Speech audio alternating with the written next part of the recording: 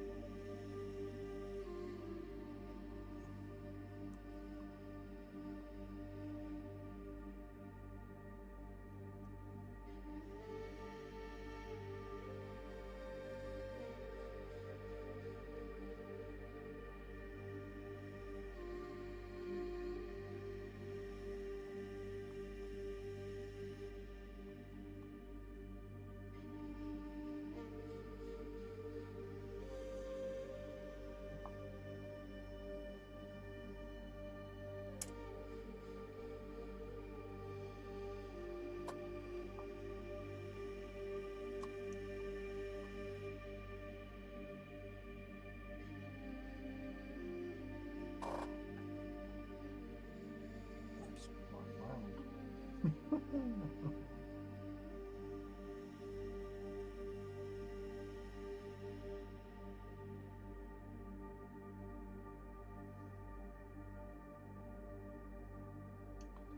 So yes, good evening. Bit late this evening, so hello everyone. Um, Hello, Marius. Even to you too. Yeah, so it was a bit of a late running around. So as you can tell, there's there's a mess. How are we all? It's Hump Day, so welcome. I hope you've had a reasonable week so far. Um, it's been interesting for many reasons. But one of the better things that's happened this week for me is the arrival. I ordered some bits from eBay. There was a site there that actually did Legions Imperialis bits, and I did pick up some extra pieces. Oh, dude! You should have come over. It doesn't matter if I'm busy. It really doesn't matter. Oh, that would be lovely at a chat and stuff. If you like, honestly, if anyone ever sees me out in the world, to come up to me and say, "Hi, I'm Marius Gage." I go, "Marius Gage, I know you from my stream and other places across the internet with your fine paintings of your models." So you know, I talk to everybody. But as I say, it doesn't matter if I'm busy or whatever. You come over, say hi. Obviously, there sometimes are conversations and all that sort of thing where I'm having to deal with stuff or whatever. But do not feel, you know, embarrassed. Don't feel like, you know, you can come over and say hi and how are you, Marius. You know, it's all cool. It's all cool. Obviously, my next thing will be at Salute. So if anyone's at Salute, I'll be with the Titans Owners Club there with my Chosen of Mars, doing the normal demo game shenanigans. So yes, I was going to speak about the weekend as well, because obviously I went there. Did you enter the Legends of Pain? Obviously, where I posted up on social media, people already know that I entered. And you know that I'd entered that chap, the little dude. But yeah, it's got bronze, so It was okay. I don't know. I did kind of expect. I don't know. I was hoping for either matching what I did last year, because that's the thing. When you hit something, you think, well, I want to do as well as next year, if not better. And unfortunately, I didn't do better. But you know, that's the thing about the event. I know there's been a little bit of not incidents, but stuff going on afterwards where because there wasn't no clear definitions of what aims were for, like, what would get you a bronze, what would get you a silver, what would get you a gold. So it was clearly a bit vague, I suppose. But yeah, it's just one of those things that if you don't try, you never know. So just enter. I said, like, my first painting competition, I think I entered, was actually at my local Games Workshop store, literally only about 13, 14 years ago. I'd never done it before. They were doing a little in-store competition, so I thought, well, all right, I just painted Asterion Moloch, chapter master of the Minotaurs. So I put that in, and I got a message through Facebook from the guys at the store saying, like, oh yeah, you come first. I didn't get anything for it. There was no certificate, there was no pin like that, but I was first, so there's that. But as I say, like, with my next painting competition that I entered was Golden Demon at a Heresy Weekend, and that was just, I wasn't going there to enter. I was just there, and I saw a friend walking through with some of their Imperial Knights, and I was like, where are you going with them? And he said, like, I'm entering them into Golden Demon. I was like, oh, can you do that then? He went, yeah, you just literally just go up, sign in, and that. So I went, oh, right, well, I've got some stuff. And I said, wait there, I'll come with you. So I ran outside of the hotel to the car, grabbed my Knight Castigator, and I just literally finished doing a Vulturax that recently come out, so it was 2017. Went back in there, signed in, and again, after seeing what was in the cabinets and all that, it's like, wow, there's such really good paint jobs and stuff. But when I went and collected them on the Sunday, they handed back my Vulturax. There you go. You didn't get anything. I went, oh, I wasn't expecting anything. But my knight did make it as a finalist. He got to the final table. It was part of the discussion about who would get first, second, or third, sort of thing. In this, like, so basically at the selection. So he made the final table, and it kind of blew my mind because, again, it was just on a pure off chance that if I hadn't seen Gary, my mate, I wouldn't have entered. So since then, I've just thought, yeah, just paint something, enter it, because you never know. No pin for my Dante with runes. Well, that, unfortunate. That is,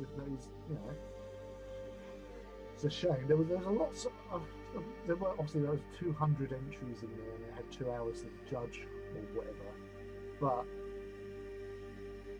there was stuff there that, because I was looking, obviously, to see what if I got a pin, which luckily I did. But there was stuff there you thought, where's that not like pin? That looks really cool. But again, judges are judges. They judge for a reason, and they did. Never mind. It's next time, I guess. But yes. But apart from that, did you have a good weekend? I actually had to. I had some things planned. I was on the way home because obviously my friends Chris and Madole and Rob, her partner, we were meant to meet up with another friend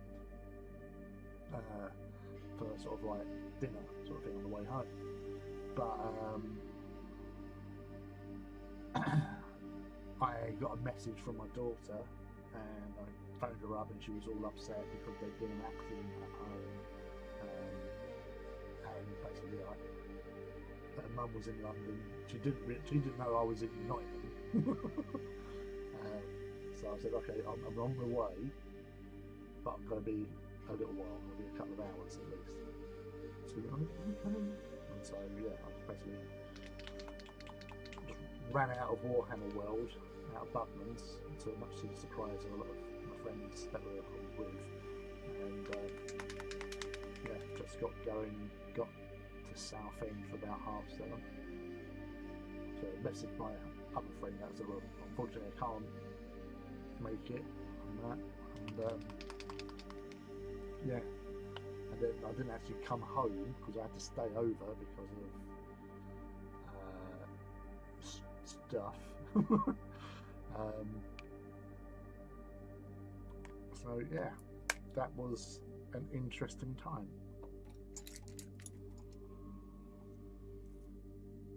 I was looking forward to seeing my friends. It's like, honestly, it's just a typical.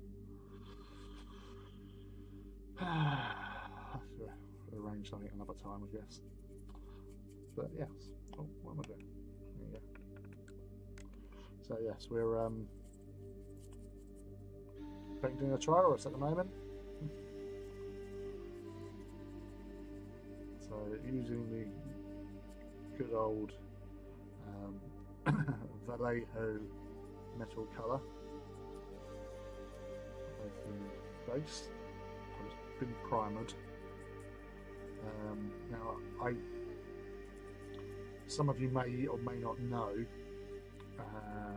Halfords, who I have used their car primers for like donkey's years now. They've changed the recipe, and I'll be honest with you, it's not great. So I know Tommy Suey, the miniature painter, posted up something the other day on his Instagram saying about this. Apparently Colourforge are the ones that people are using now for their priming.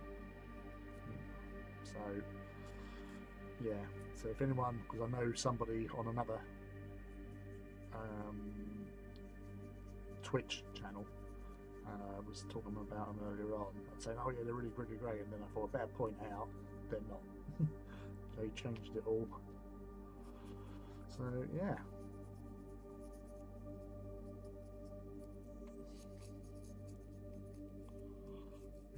It's a shame, because that stuff, it was like, for so many years, was the best thing since sliced bread. It just done what you wanted. It was super fine. Never had a single problem with it. Never had a single problem with it. And it's not often you can say that about a spray paint, but you could out of that. But yeah, it's a real shame, because that stuff was legendary.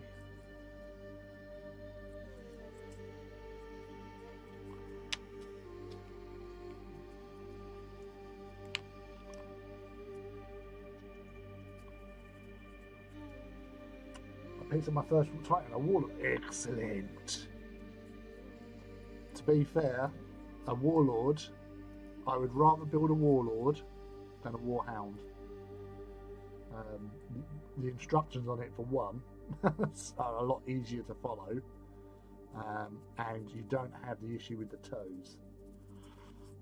So, because Warhounds should be on their toes and not flat-footed, and it's just getting that to work, secure them, pin them all, whereas Warlords go together very nicely. And if you've got any experience with AT Titans, that's half the battle won.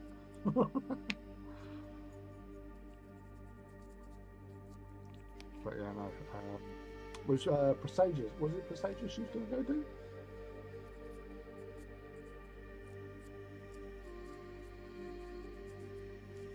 I'm sure you mentioned it in one of the previous streams.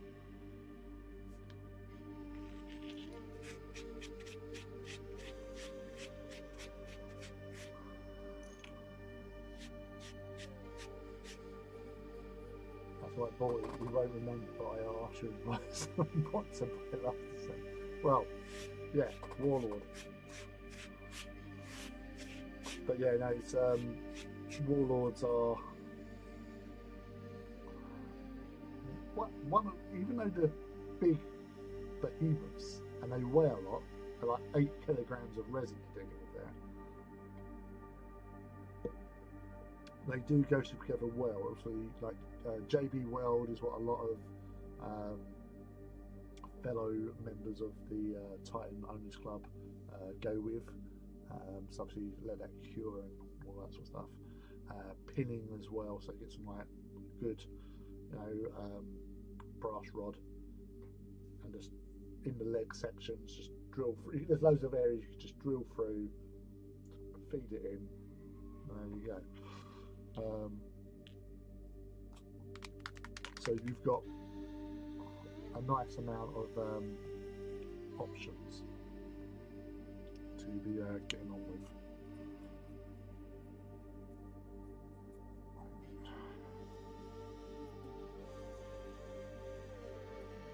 And there's no rush.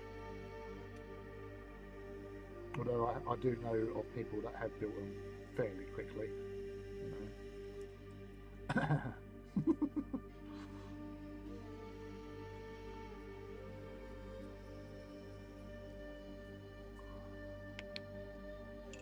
You've got time on your hands. You can get like a warlord, reaver, warbringer, warhound. It depends on how motivated you are. I know Mark Bedford didn't. Well, he had a built one ready to go, and he had a deadline, and he basically painted it within 24 hours with the use of rattle cans. So. Presagius, yeah, inspired by Honor the Dead is one of the best audio books. It was like one of the first ones that used sound effects. So you had the sounds of guns and war horns, and I think that's what adds to the actual experience, because you have those noises where you don't. In most other ones, there's lots of talking, but because they had that thrown in there, it really does actually add to the whole.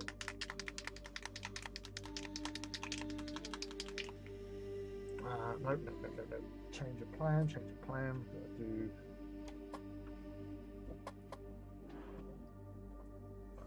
Base. So, as I've said before, like with all of my mechanical stuff, a friend who had donated me the remnants of their mechanical stuff, so that's why I was buying the extra bits from bit sites, which I thought was quite fortuitous. So I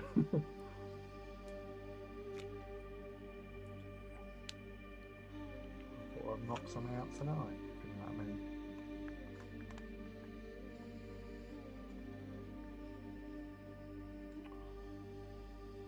Typically.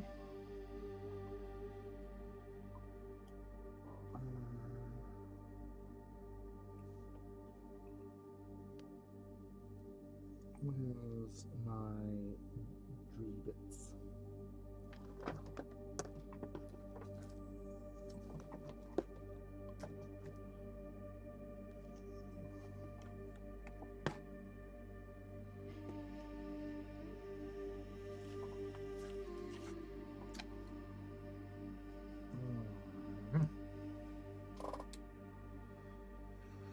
Wow, the plastic painter. Hey peeps, how are you all this fab evening? Yeah, I'm groovy. I'm just trying to find my pin verse. that needs to unclog the super glue.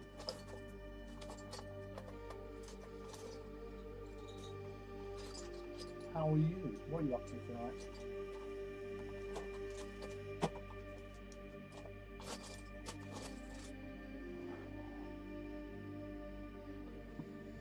What?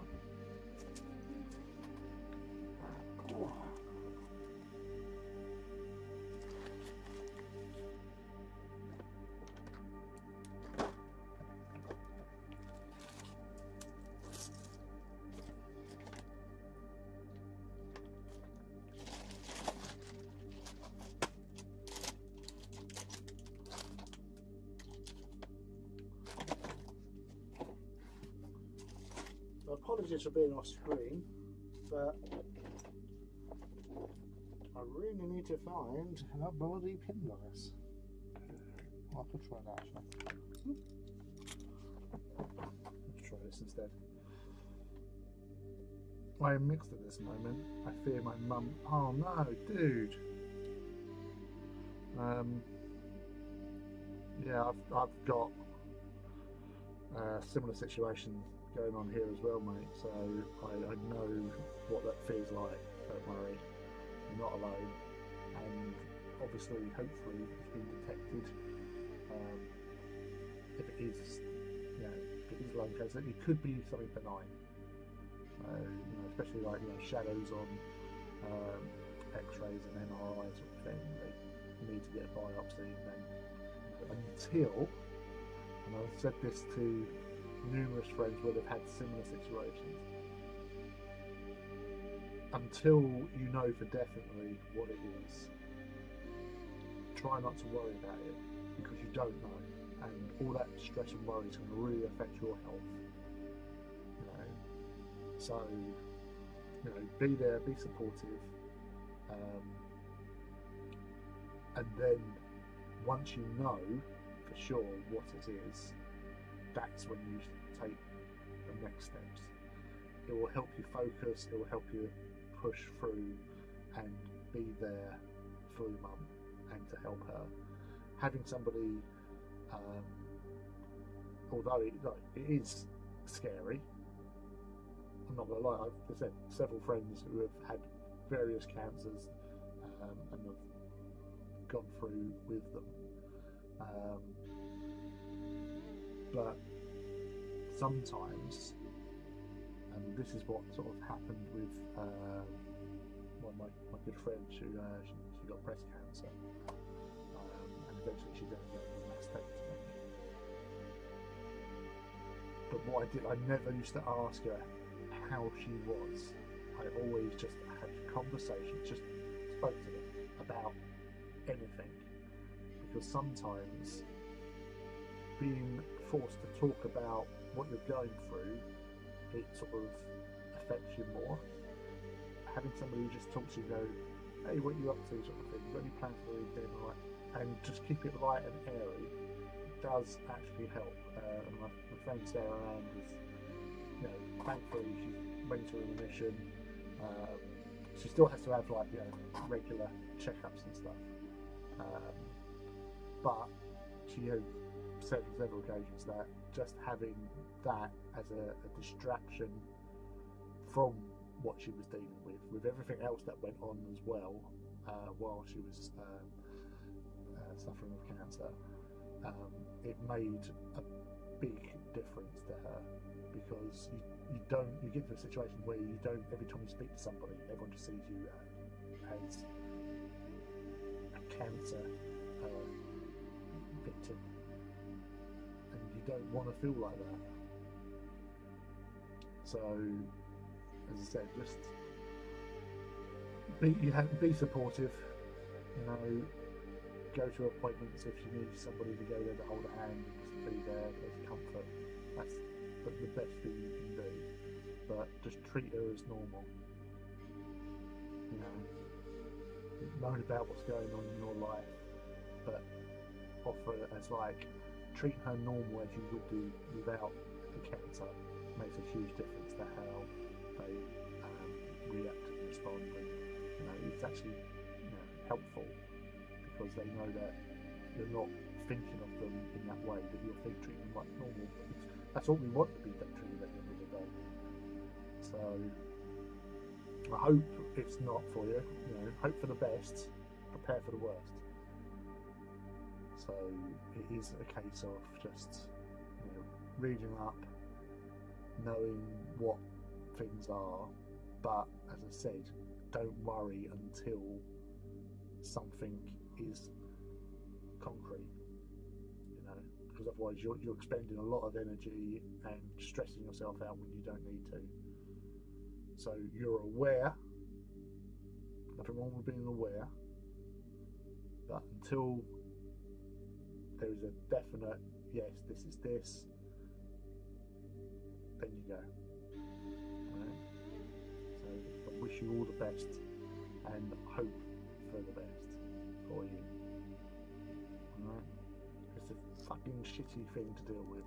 As I said, I've got my sister-in-law and my say ex-father-in-law's partner. It's very complicated. Like I'm still close with my ex-wife and her family, and her dad always like treated me good and all that sort of stuff.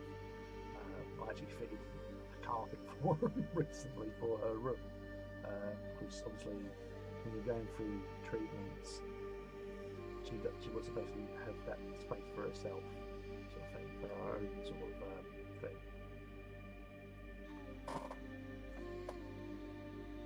I'll turn it down a little bit more.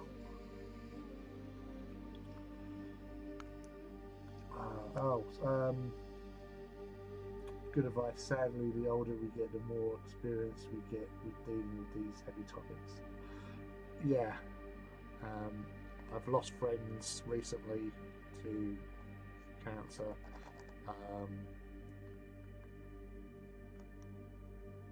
And yeah, nothing can prepare you for it. But as I said, just being able to treat them normally does make a huge difference.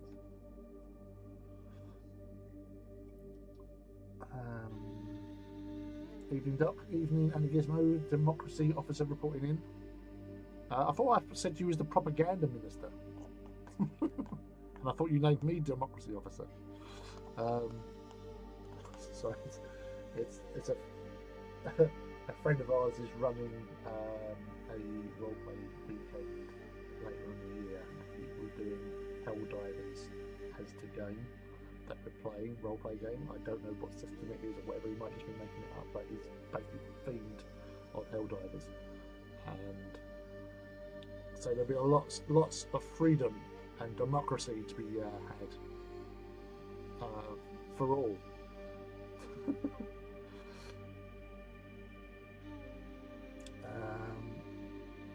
I'm hoping for the best, to be honest. On a more positive note, I got a new fan supplement for AT yesterday, and I'm working with the creator to make the second one. Oh, I think I've seen somebody who done that.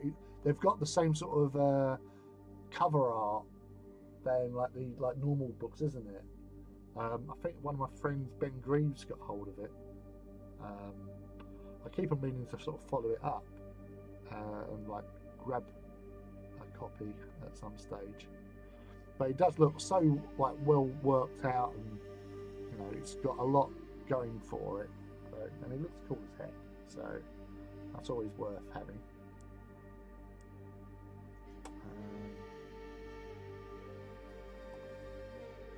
Yeah, I was going to say either the music was a tad high or your mic is a tad low or my ears are knackered.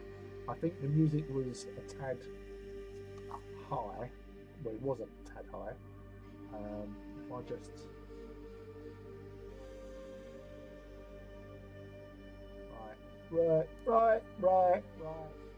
Right. That's at max at the moment. So is that coming through okay?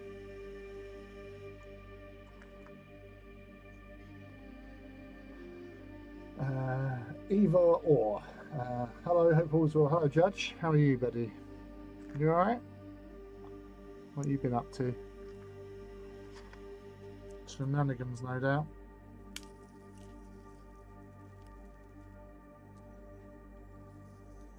I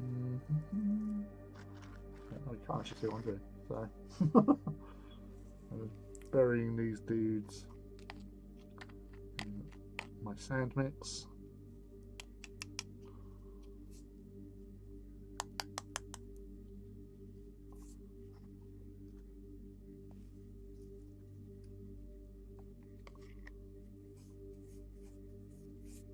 Marius, why not all of the above?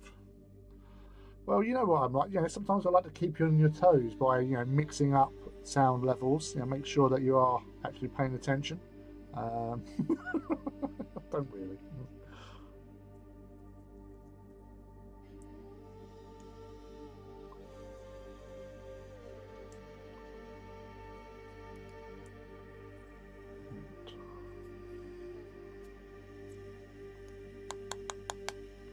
So happy hump day to you all.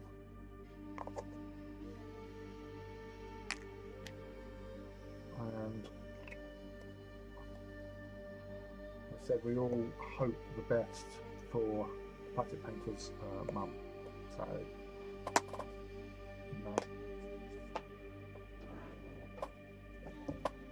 my sister is actually a nurse who works in a cancer ward and all sort of thing. So, she's always saying that, like, how well people in those situations face up to it. They're like this inner bravery, when things are looking bleak, and they fight. So, having good medical practitioners around as well makes a hell of a lot of difference.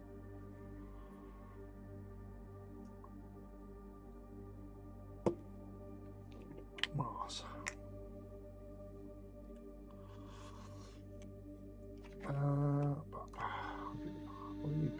Honestly, like, if you could see around here, I'm not showing you.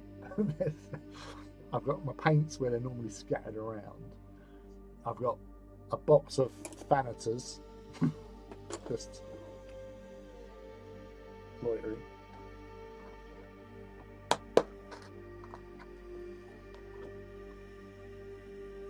So there you go. I did also from eBay won an auction for some decals for the Mechanicum sets. So it was like 3 decal sheets from the new box sets. So they're on their way. Won them the other day. So hopefully they turn up sometime this week. So these guys turned up the other day. Yeah, right result as well, because I got it on the minimum bid, which is 99p. Unfortunately, like, delivery was like £4. Or something like that. I think it was about that. I'm not so curious how much I paid for it.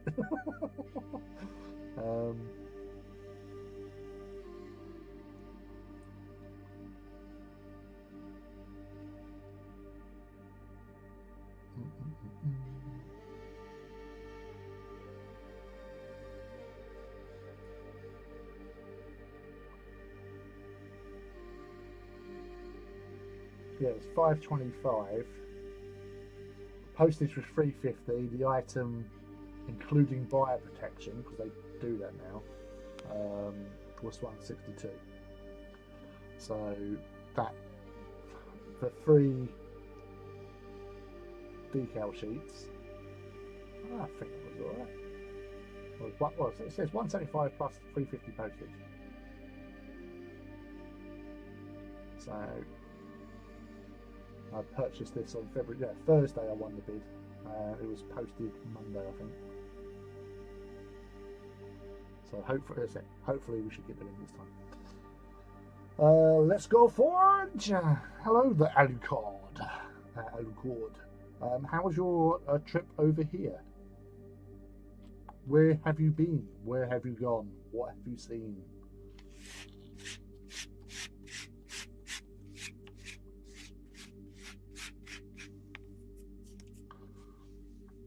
what are my thoughts on Titan basing?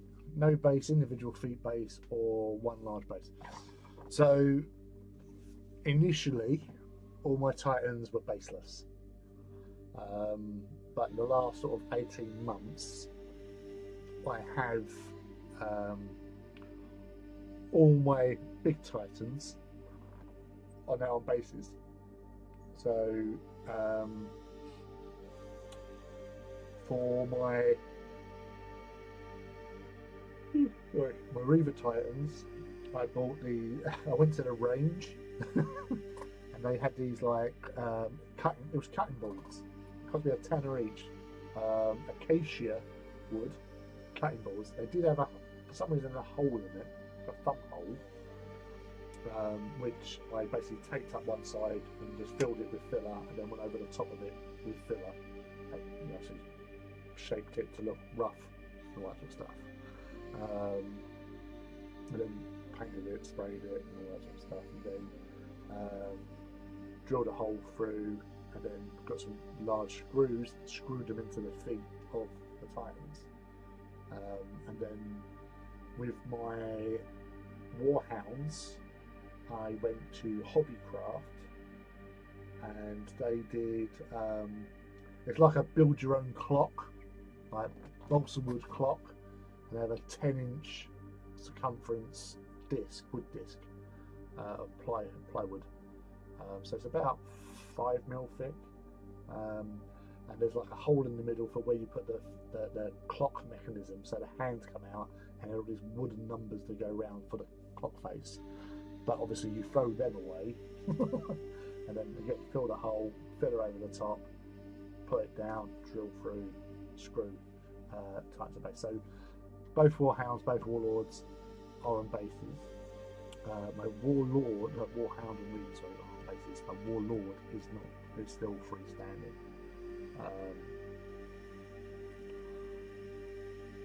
Purely because when you put a base onto a Reaver, so for example, like before I put bases on the Warhounds and the Reavers, I could get in a 35-litre really useful box, I could get a Reaver and 2 Warhounds. So now I can only get like 1 Reaver into a reusable box of that size. So yeah, because they take up so much space, you can't do much with it. So yeah.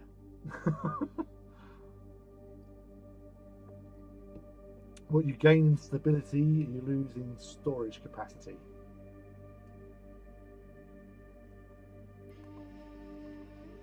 I was watching Midwinter Minis, and he had 8-inch cables of 1 of each foot, which wasn't sure if it was genius or madness.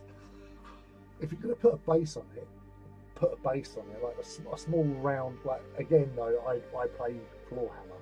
Like if you want to still use it for 40k on a tabletop, then yeah, smaller discs would be appropriate, really. So it's less space taken up. But for floor hammer, you need stability. so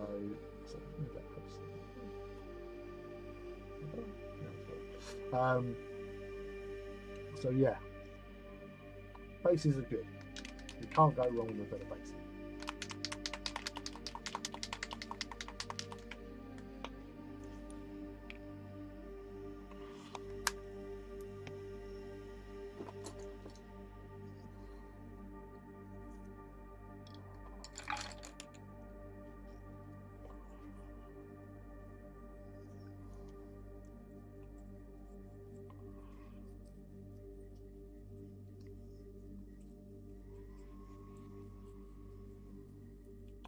So the guy's Warlord is kind of cool looking, that paint scheme it's got. His own little Titan scheme. I've seen somebody replicating it in one of the AT groups and doing smaller Titans.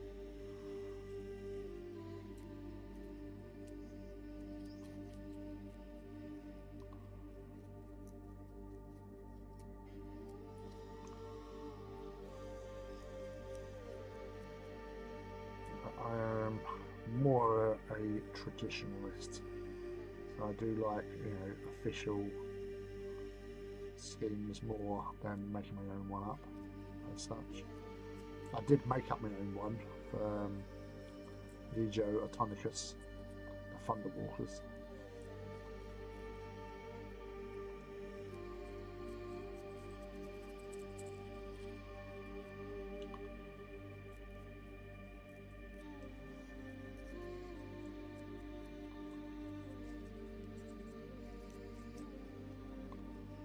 I only ever painted one Titan in that scheme.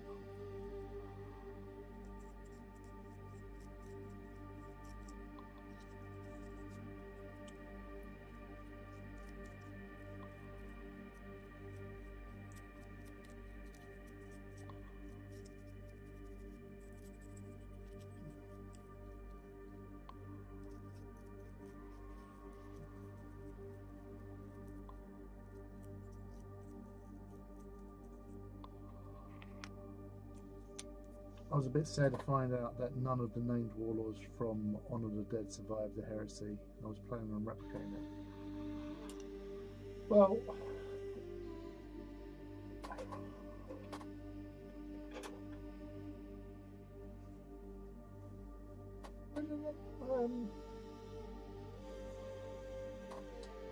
well, that's the thing though, right? They might not have survived the heresy, but the names can be reused again. So there's an option there, because at the end of the day, your name's a name, and it's just like, it's like Santa's little helper from from The Simpsons. You can have 7 iterations of Santa's little helper. And if it's a Titan that has, done the business, then yeah, it's like warships. You rename warships after predecessors that were quite formidable and known. Like, how many iterations of Enterprise has there been? Or Ark Royal, or Invincible.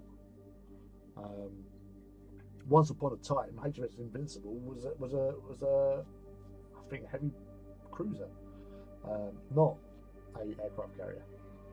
So not as an aircraft carrier currently, but that's the thing. It's like, you can do that. It doesn't matter. It doesn't necessarily have to survive all the way through. It could just be another version of it. Good point. I really like the Pride of Connor name. I was tempted to do Pride of Ultramar or something. Yeah, exactly.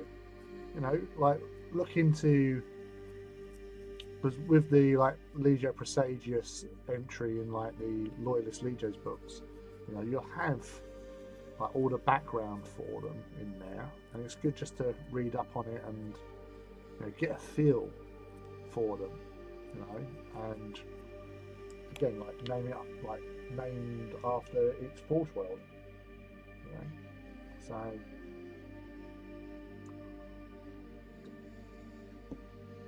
But then you do get some really strange names, like the ones that I remember from Master of Mankind. So the Legio Ignatum mentions in there. So you have Black Sky and the Sign of Vigilant Light, and you never, where the hell did that come from? And you can get random name generators and stuff like that, or you look into it. So, with my naming conventions, authors use a bastardized version of Latin. So when you get people on Titan groups and all that going, oh yeah, this one, and they're using the actual direct translation of something that is kind of not, you could get a cooler name by just looking up. So if you looked up, say, a word that you thought, oh yeah, I want this one to be Shield Guardian or something like that. Shield translator into Latin, and it will give you an answer. But you might also have several other alternate words in Latin, and some of them can sound pretty awesome. So you actually look through them and you go, all right, sure, okay. So, for example, right, I named one of my titans after my sister. I call her my sister. She's my sister. Gail Price. And I thought I want to name it after her, but Gail Price is not really a titan name. So Gail, well, Gail could also be a gale, like a blowing wind. So I looked up for like storm and all that sort of thing, and I got a selection of different names. I thought that one sounds good, and then I looked up for the other one, price, so costing and all that sort of stuff. So got that, and it's I know I can see the name, but he's pronouncing it, so I need to see it to pronounce it properly. Because I actually did this the other week, the other day, because I was round with my friends at Simon. I was round girls and Simon's husband when I was going to Warhammer World. So,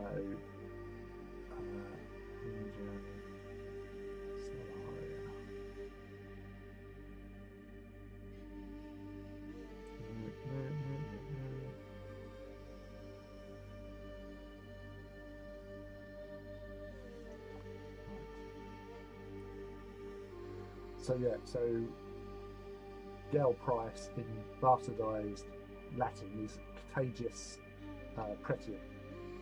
So you can go with straightforward name like War Basher or something like that, or you go with the Latin. So you know, Deus Bellorum, Occidit Velox, Animum Venari,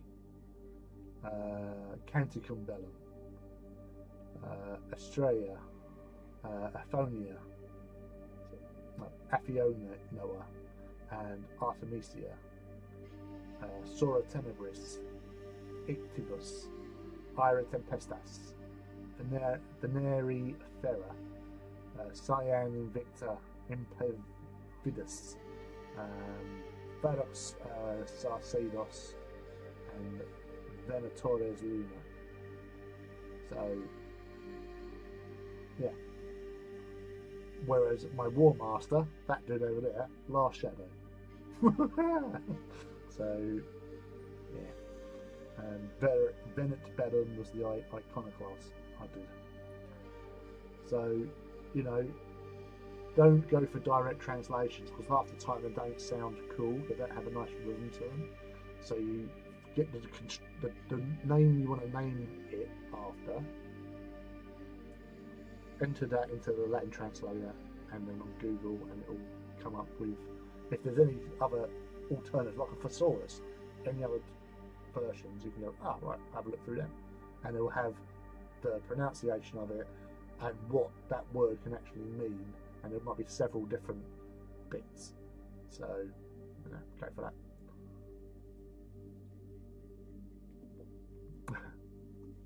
I'm a big fan of naming conventions from Ian Banks, Ian M. Banks, because Ian Banks is his other name for when he's doing fantasy books, and Ian M. Banks is when he's doing the sci-fi. So obviously he's dead, doesn't really matter, but that's how you know who's. If it's a fantasy, it's Ian Banks. If it's a sci-fi, it's Ian M. Banks. But yeah, the culture warships are awesome with their names. Who's a naughty boy then? Gunboat Diplomacy. Meat Fucker.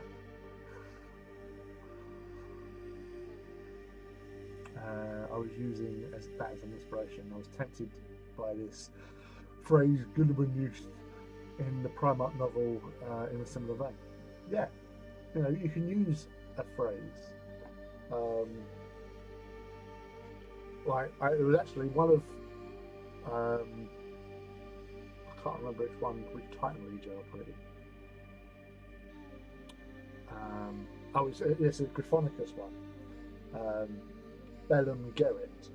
So back in 1994, I was going to the Gathering, which was a massive live roleplay weekend event up in Derby, and I was looking up a name for my Drow character, and I went, I'll go into a local library and look up Latin names, and a phrase that I found, Bellum Gerrit, which was "he who wages war." And I thought, bang, there you go. So I was Bellum Gerrit. And then I reused it again 30 odd years later as a Titan name. Devastation of Reasoned War. That's kind of badass. Yeah, do it. Do it.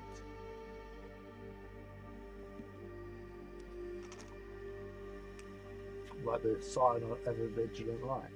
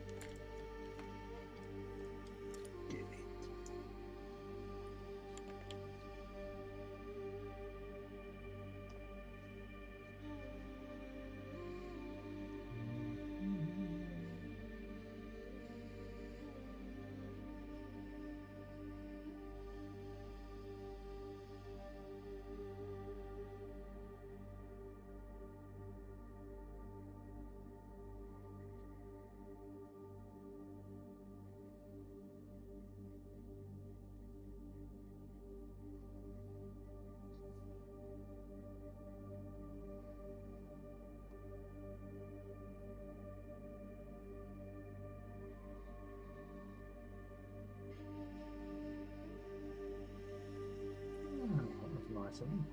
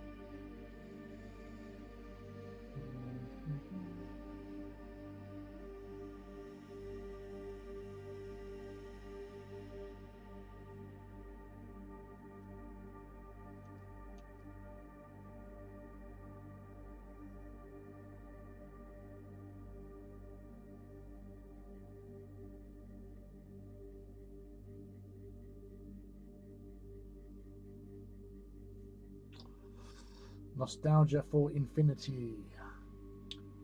I mentioned I moved a bit, found a local Warhammer store, only a few Titanicus models, but I did pick up a few things.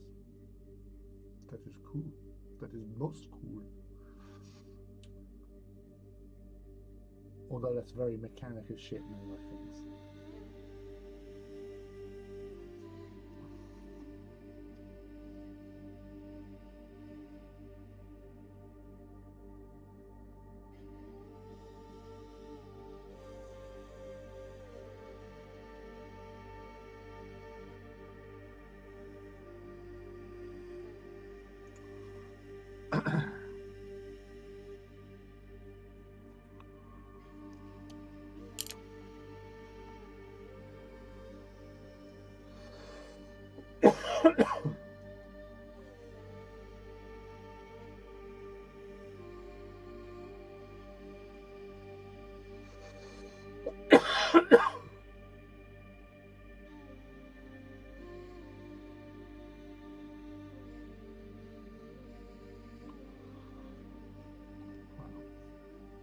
Today gets more interesting.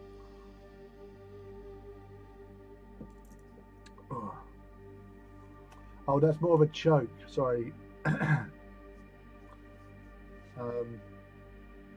while I was having a sip of my drink, my daughter's just texted me, um, basically that she's experienced an important part of British culture, and I said, "What is that then?" And she replied, "Being shanked." I'm like, "What the actual fuck?" And she's currently in A&E. She basically was using a box cutter and she was cutting towards herself. So it looks like she's going to have some stitches. It's not too big, but it's too deep to just leave on its own.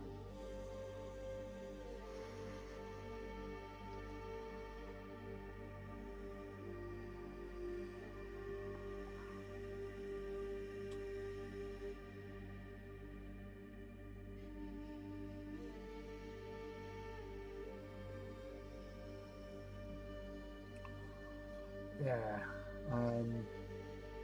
I just wet the whistle. Yeah, no, as I say, just doing that. I'm trying to paint here, and you're bloody injuring yourself and sitting in the A&E. She's okay, but as I say, it's just on the wrong side of, you're going to have to get that seen to, stitched on the little tapey bits.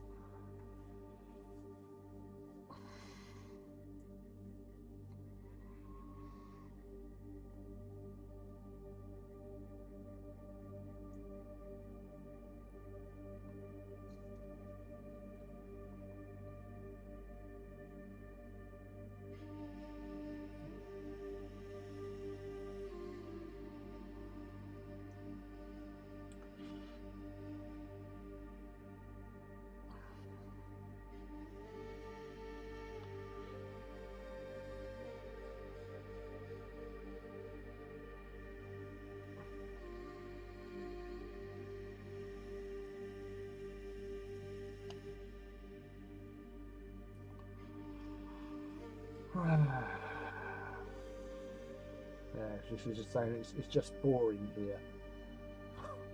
So I just replied, if they made it fun for everyone, if they made it fun, then everyone would be stabbing themselves and getting there to enjoy themselves.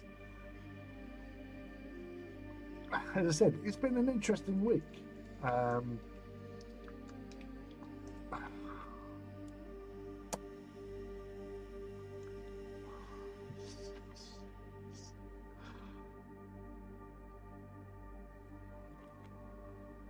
Silly sausage. Bless her.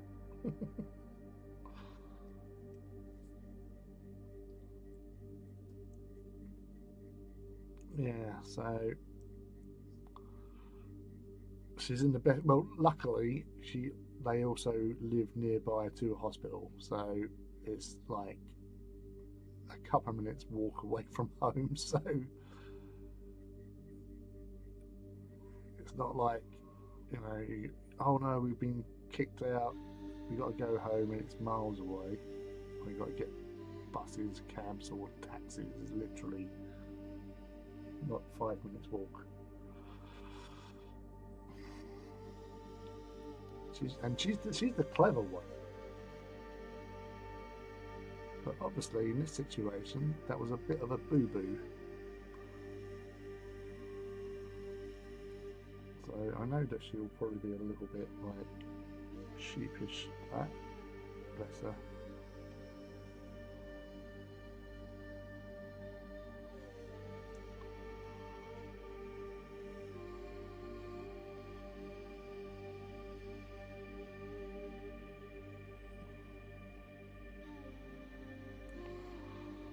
So apart from everything that's been going on, how is everyone else?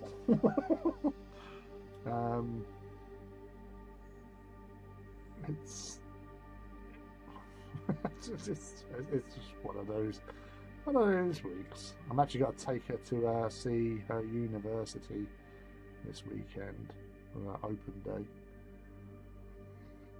So that will be interesting to see.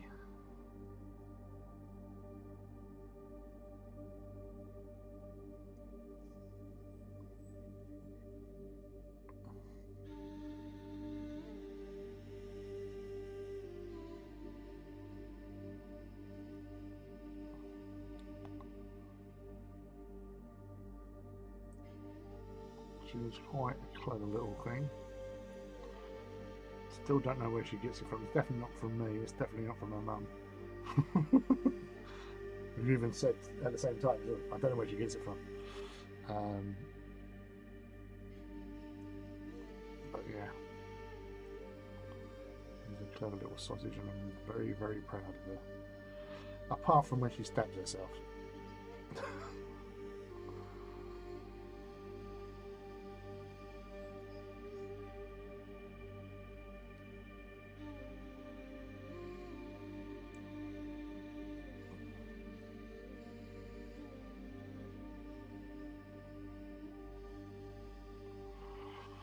We got next week. I have been invited to another Gundam premiere down in London. So I get to go see the latest Gundam movie to hit the screens. Thanks to the lovely people at Bandai UK.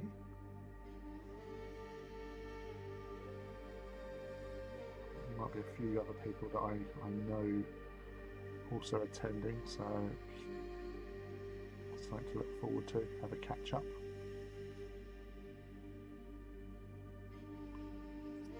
Because that's what it's all about, really.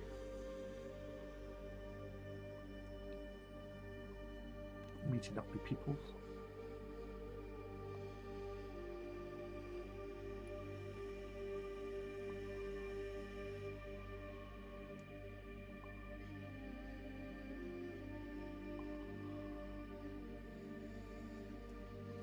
Uni is a big step, yes.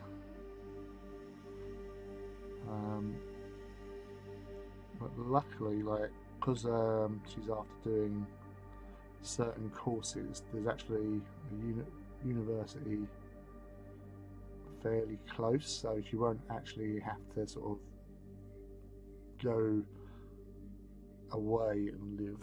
She can actually get a bus. 15th, isn't it? To the general public, yes, but not to this preview because it's on the 13th. So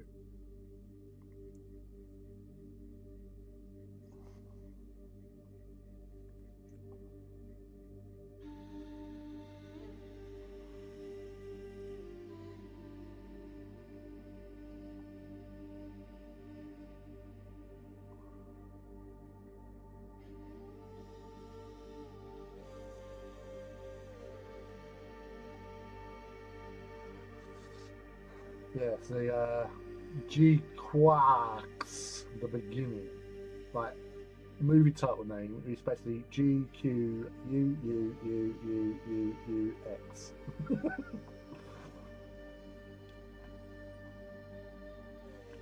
Yeah, but the 15th is the general release. So this is a little, premiere event that they're doing.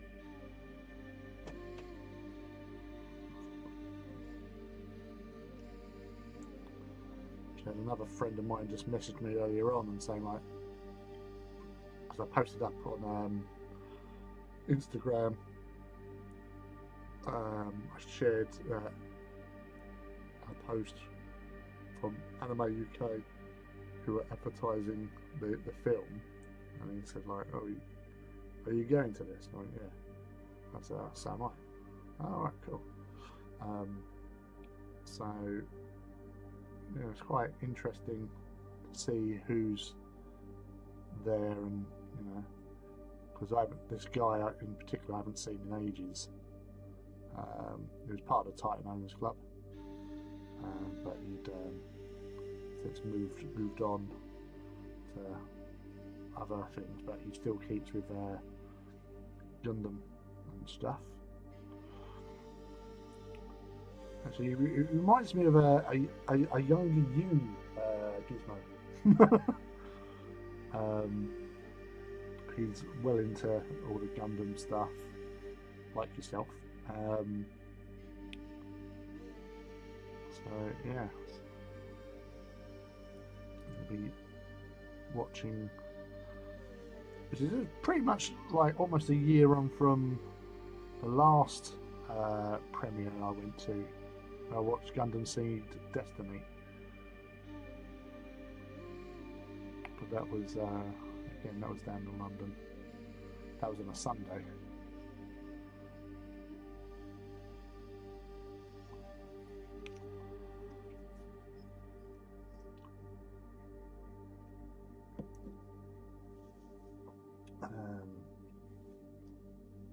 My oldest stepson turned 30 in January. Made me feel ancient. Yeah, like my oldest is 21. So, well, he's 21 in August. So that's bad enough. But, you know, it's one of those things. Kids grow up, unfortunately.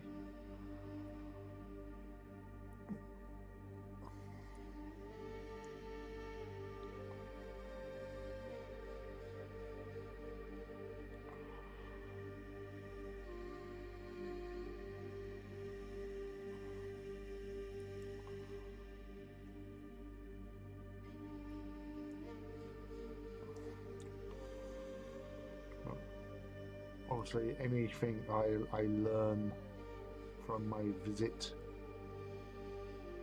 I will share on the Saturday stream. The shower.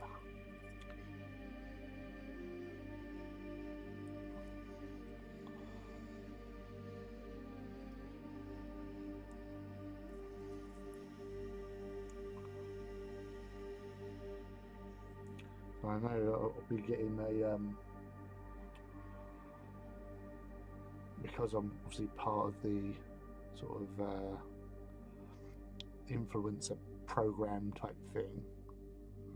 They're sending me out a HG kit of the Koax, which would be nice.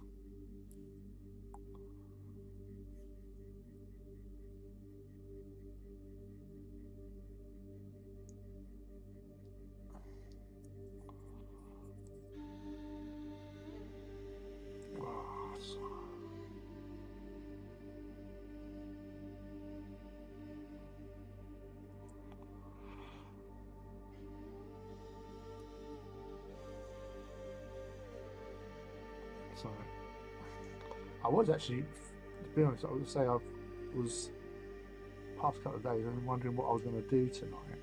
And I, apart from obviously, if these hadn't turned up the other day, I probably would have been building the Gundam tonight. Because I thought, you know, I've got my, I've got a couple of kits I haven't even started yet. And I thought it'd be nice to actually do one. I did make a start on, I think it's HG of Strike Freedom. And I did actually spray coat, or spray paint the all the sprues in their relative colours required. So it's going to be a painted version. So obviously replicate the actual main colours, but then obviously, so it'd be easy to paint and stuff.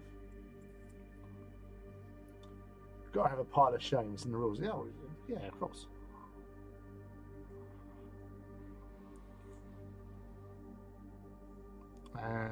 Hopefully, my friend is also my other friend. I have multiple friends, but my friends that are sending me stuff. Obviously, my Trench Crusade stuff should be along any day now as well, hopefully.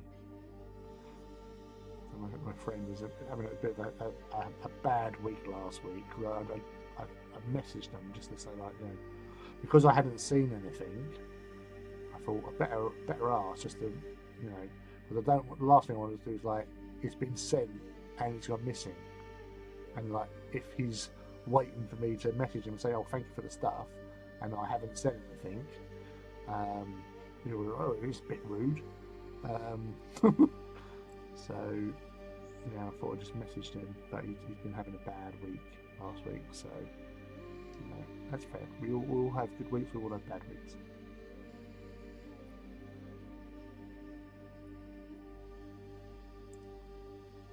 Beep, beep, beep, beep, beep.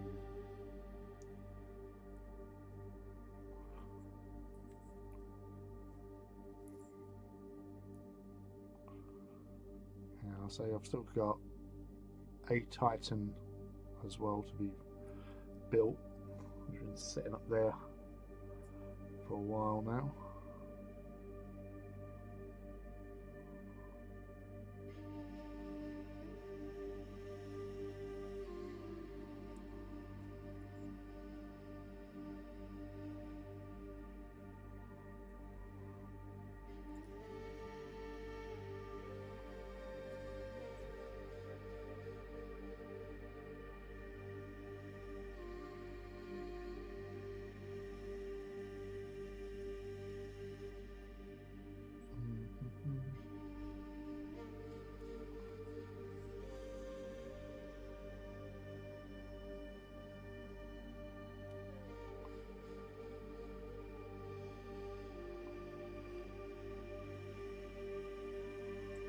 Gathering the parts list for my Astray Punisher build. Oh yeah.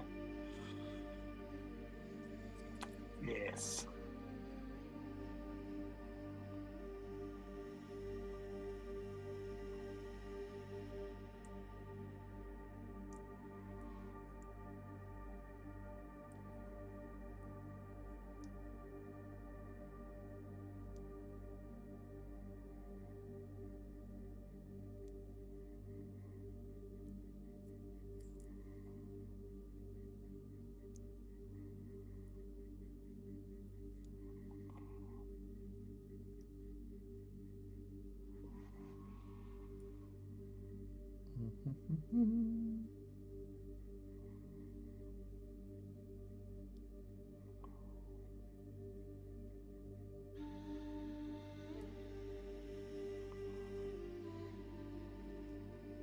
Steel.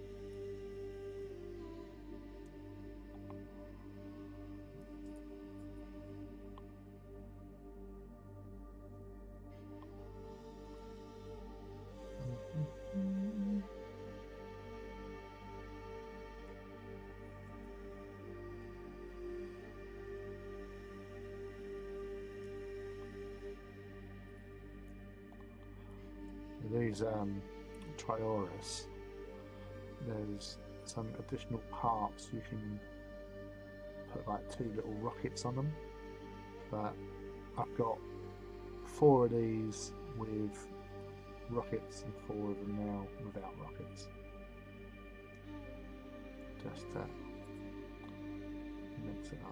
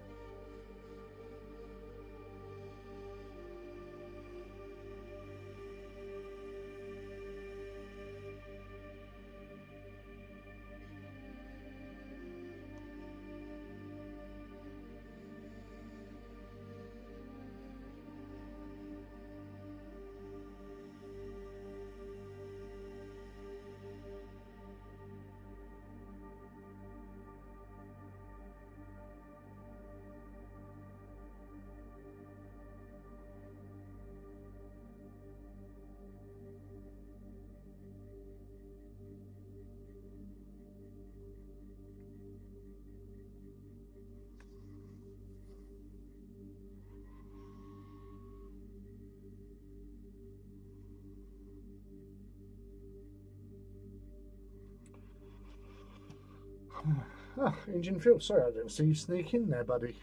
How are you? What are you up to tonight? So I, there was a lots of stuff been going on with Maddie and that.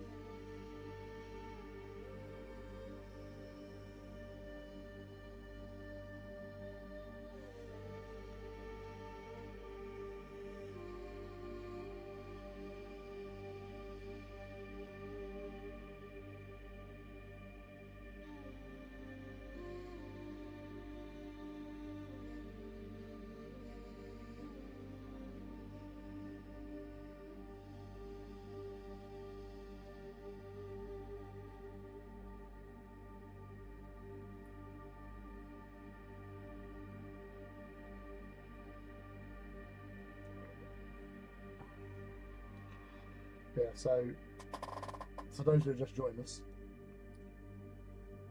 our first night off in about 8 weeks.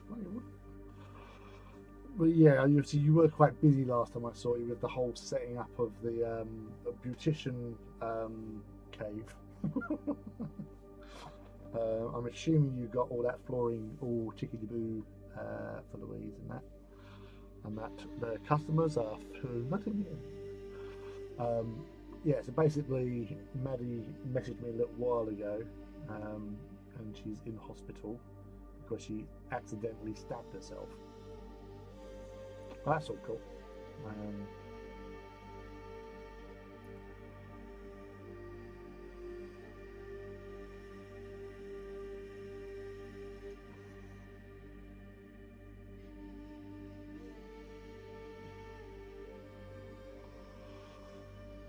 Yeah, it's basically she done using a box cutter, and she was cutting towards herself, and she's hit her right leg, sort of thing. It's just basically, it's not too bad, but it's a little bit too deep, sort of thing, to just walk it off. So they'll probably tape it, super glue it, or whatever. Once she gets seen to, she's been there for a little while.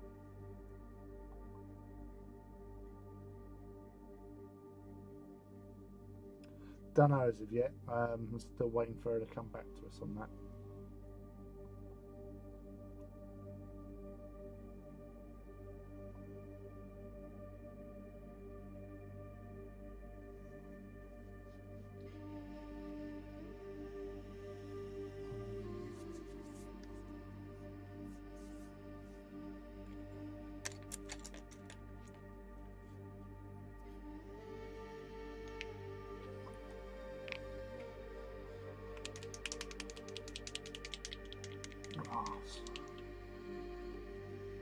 I will do, buddy. I'll say she's a big, brave girl. Takes off for a day.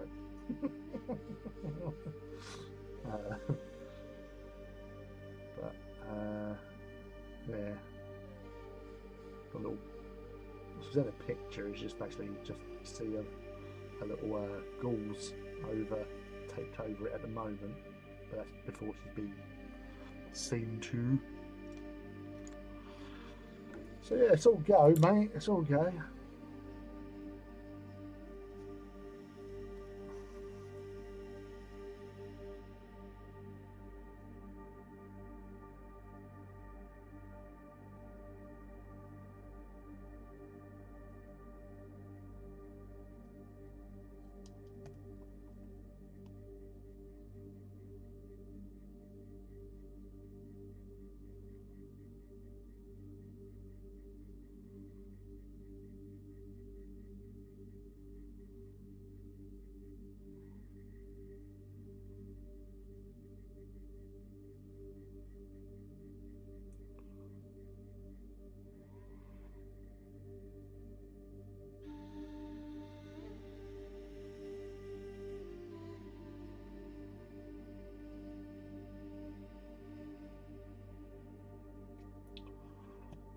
So I've got like 16 things going off at once at the moment. So it's a busy old time to be a me.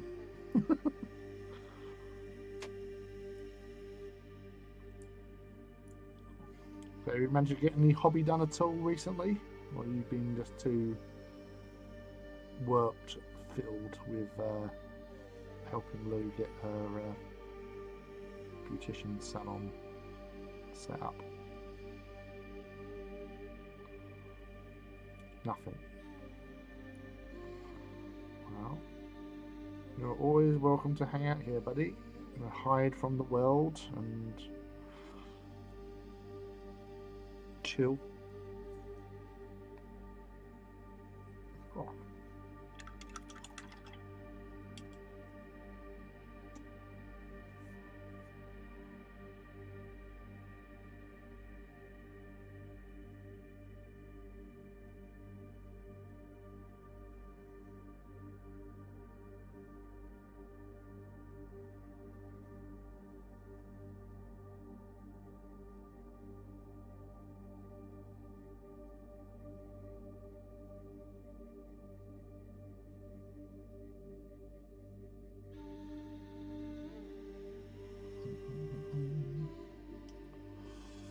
Latest I finished was 1:30 AM. Fuck off. I know she's your wife and all that, but still, that's above and beyond, mate. She better give you a nice little present as a thank you. She don't know how good she's got it. Hello, Lou, if you're in the background.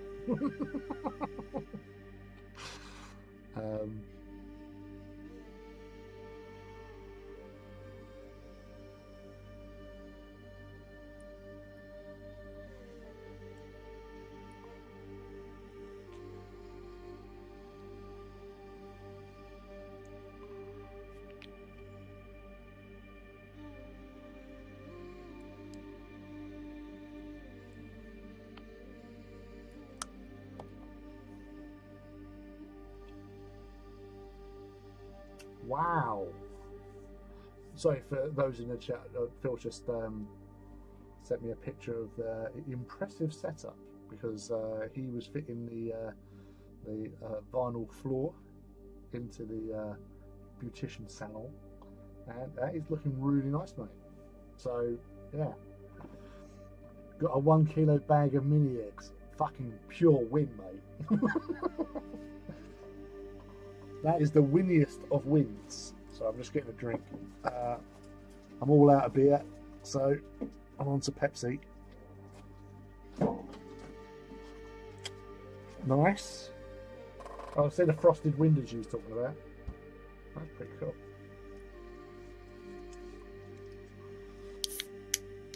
I can't see your little hidey hole where you're going to be lurking to watch the ladies.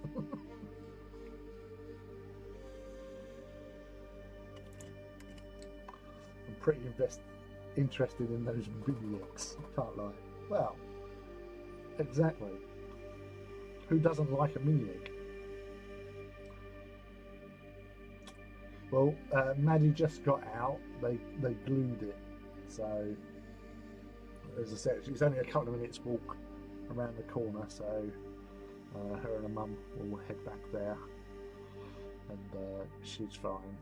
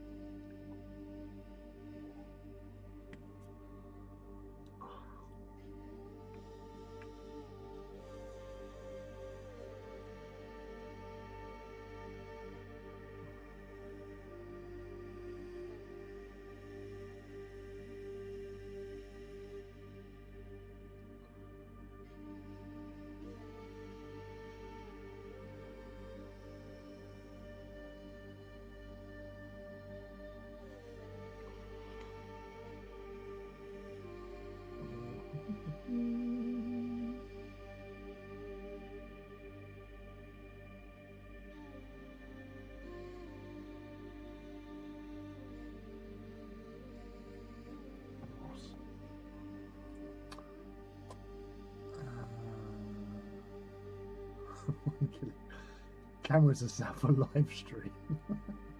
Did more than the floor, all internals by me, including installation and electrics. So you're a good boy. Good boy for that, Louise. You don't deserve you. The mini eggs will last maybe 2 evenings. I'm not proud of that, but I kind of am. When I was little, my dad used to work for Cadbury's as the truck driver, and he brought back for Easter a big paper sack of Cadbury's cream eggs and hid it in their wardrobe in my mum and dad's bedroom. Unfortunately, they were found by me and my brothers, and we fucking chomped the lot.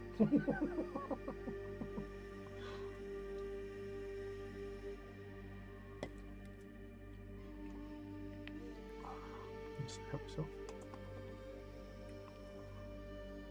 Not in one sitting, obviously. That'd be fucking mental. But over the course of a week or two.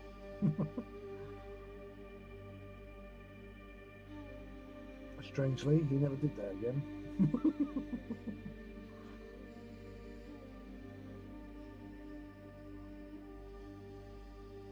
Grass.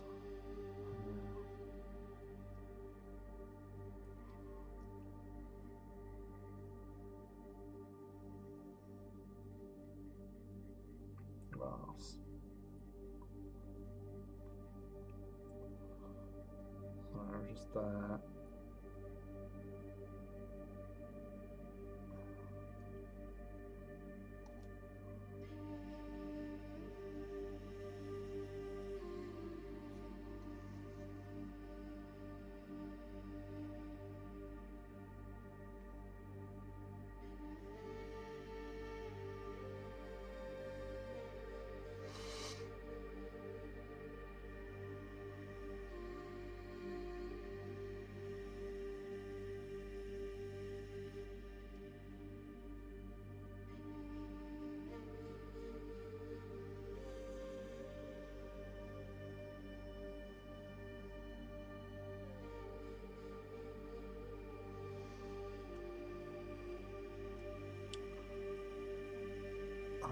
that would be so dangerous for me.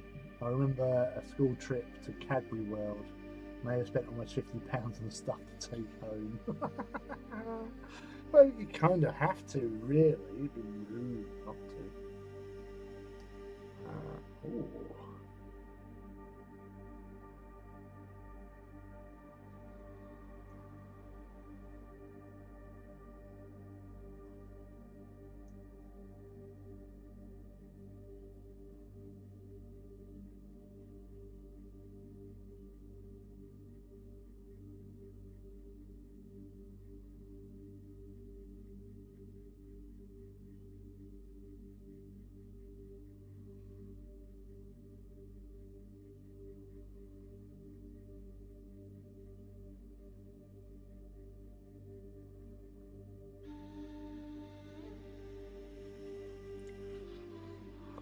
My mate Scott just sent me some pictures of some elder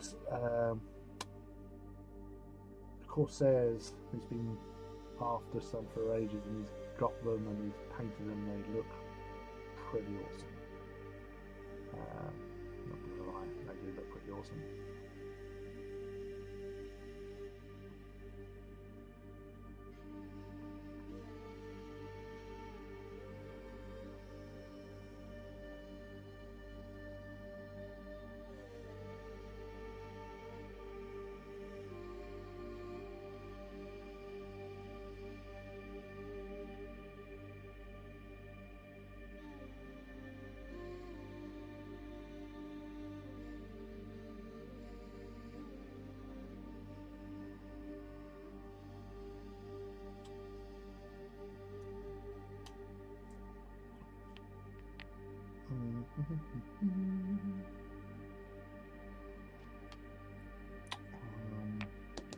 Alright, need some wash. Some wash. Wash. No, some wash. I shouldn't.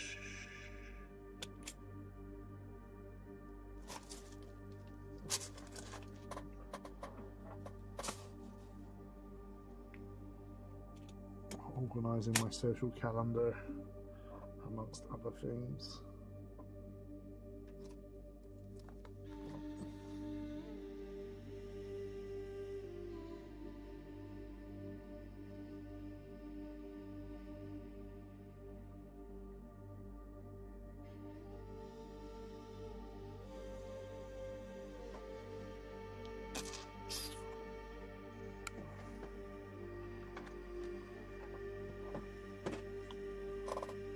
Yeah, living within easy distance of Bourneville was fun. Used to buy the big bears of the defects. They said, "Ah, yeah."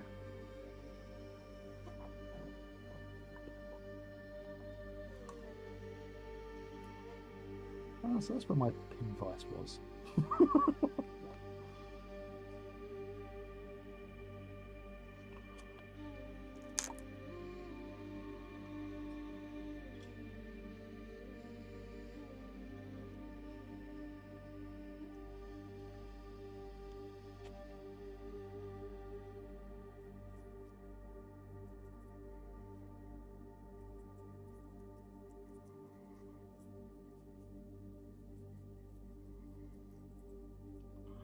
This is the known oil phase of the operation.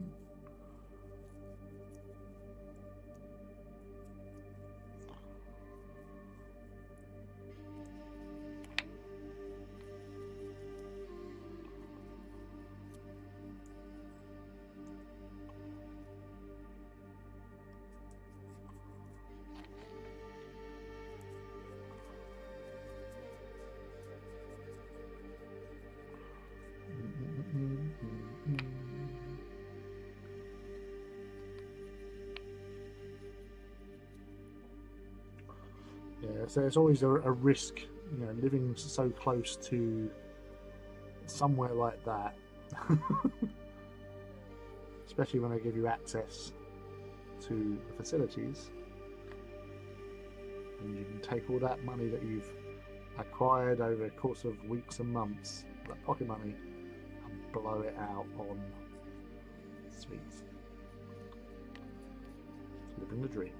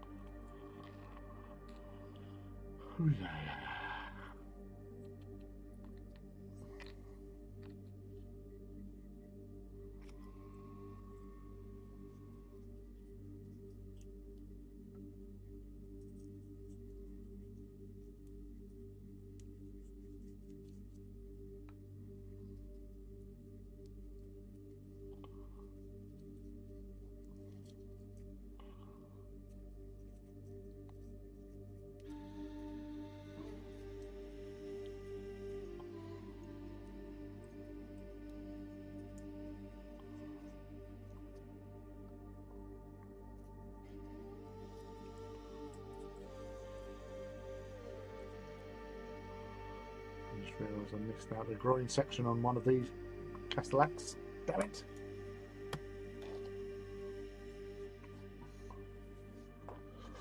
Don't think you'd ever get a school trip to a chocolate factory these days. Well, we've all seen what happened at Willy Wonka. And that's a warning.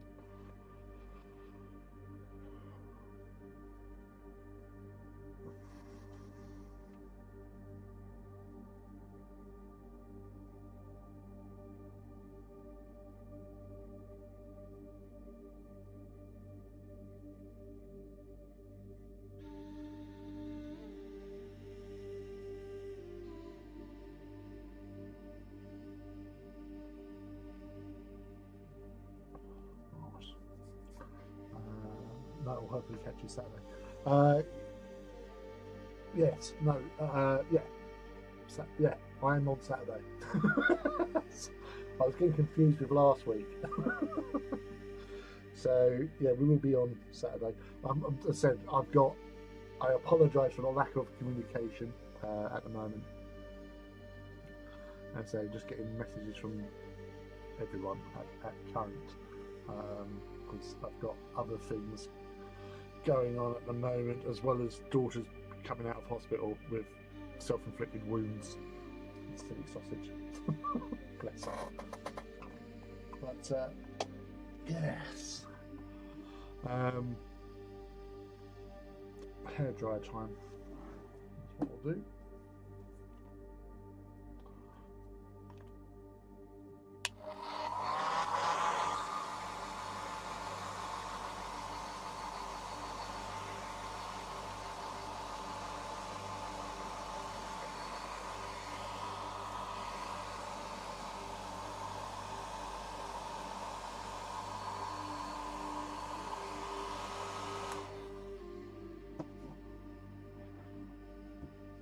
Funnily enough, Gizmo, that is exactly what I said.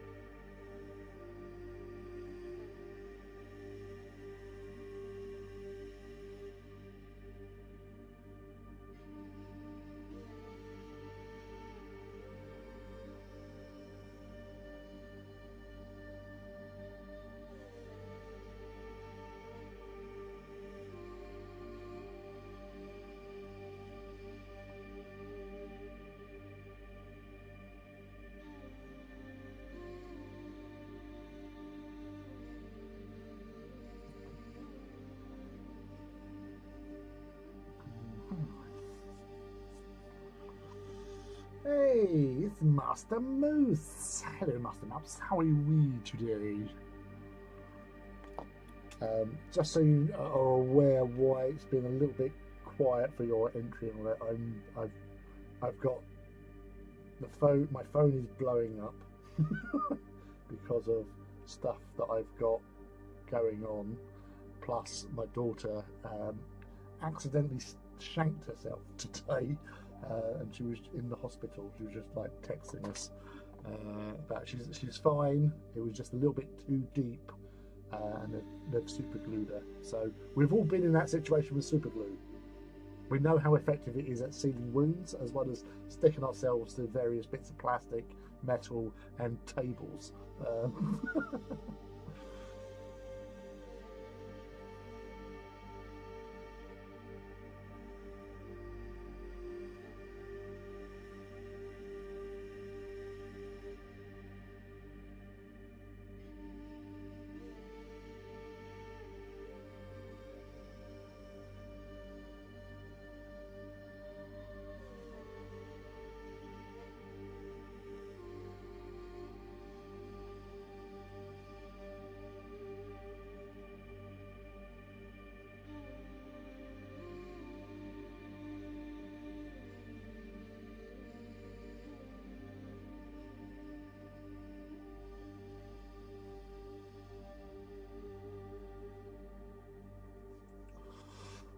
Shark things are for meat and veg, not yourself. Yeah, she's meant to be the clever one. But, you know, accidents do happen, unfortunately. So, it's, she's fine. That's the important thing. The big brave sausage. So, yeah, normally I probably wouldn't have found out until later on, but obviously she's it's one of those things.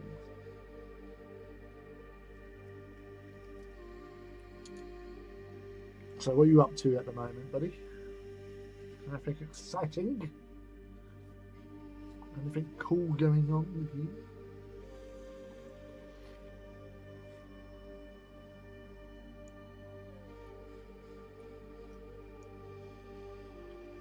I was using Mechanicus Standard Grey for the base, as I do with all my Titans, Knights, and Mechanicum, and Emperor's Children, and Imperial Fists. Uniformity is a must.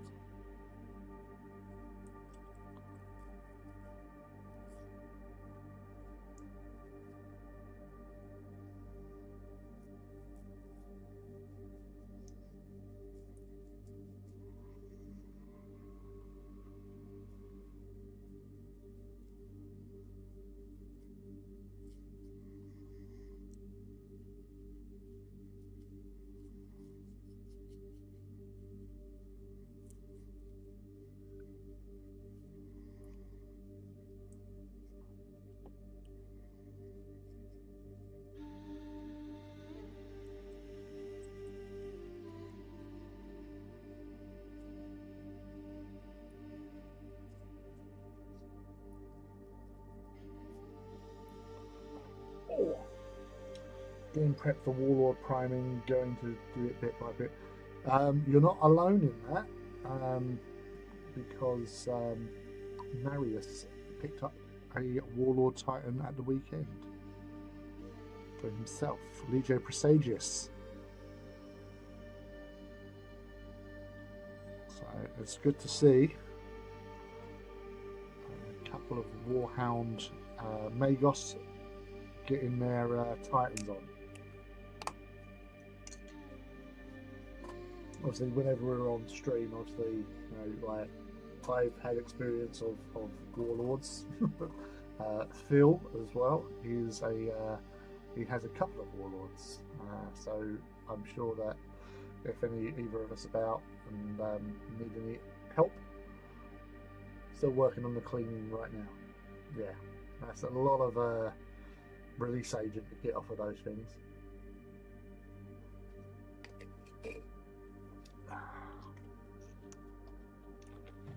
Hair dryer again.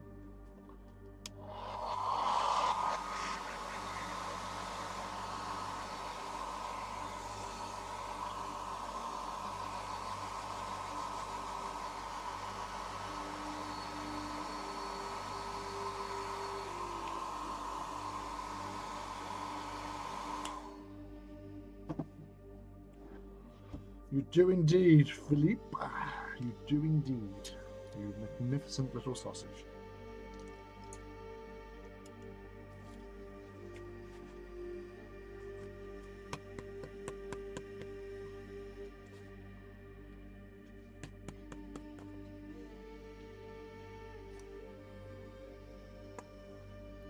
Rush liquors.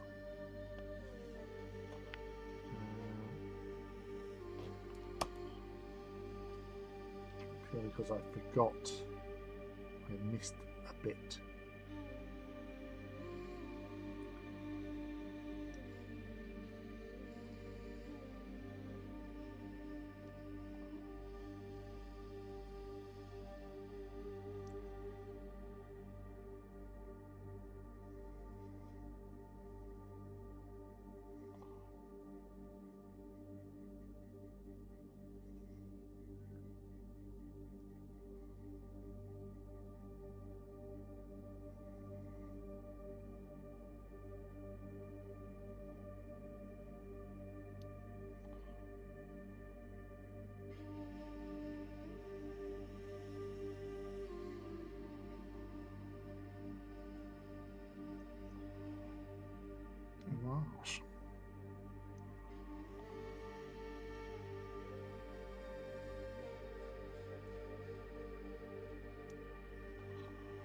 despite their size being totally ridiculously small, it's amazing the detail you still get off of these bloody things.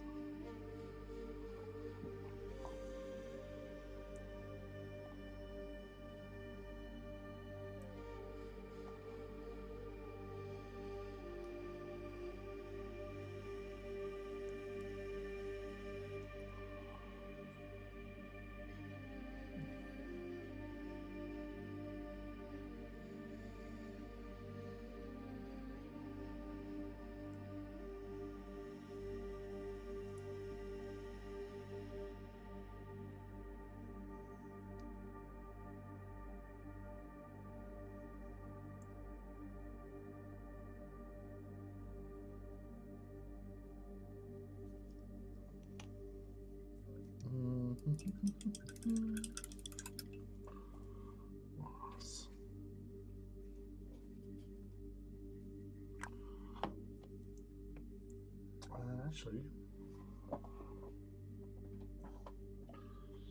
where's the Bajingo?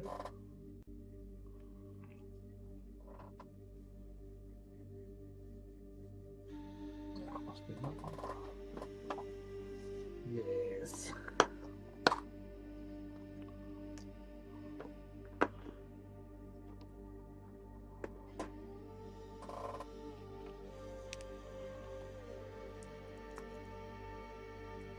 Always love new Titans. I still need to build my Warhound. Yes, you do. You can't leave a Warhound in a box. He needs to be out running free, charging across the battlefields.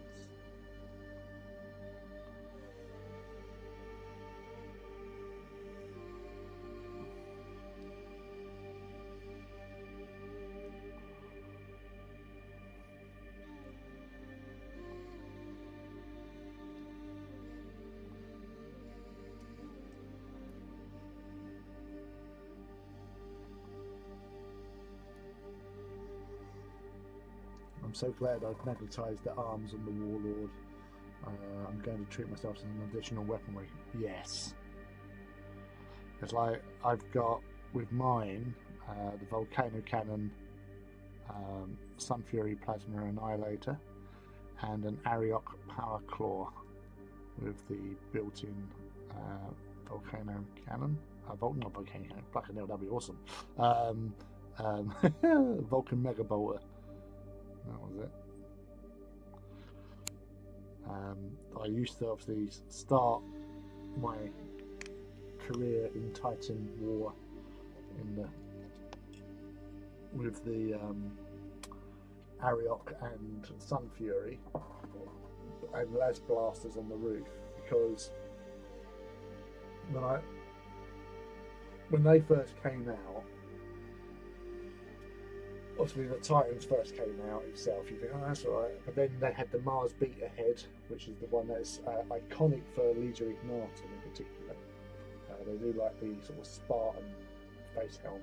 And it does say it's, you know, associated with them. Whereas the Lucius is more associated with the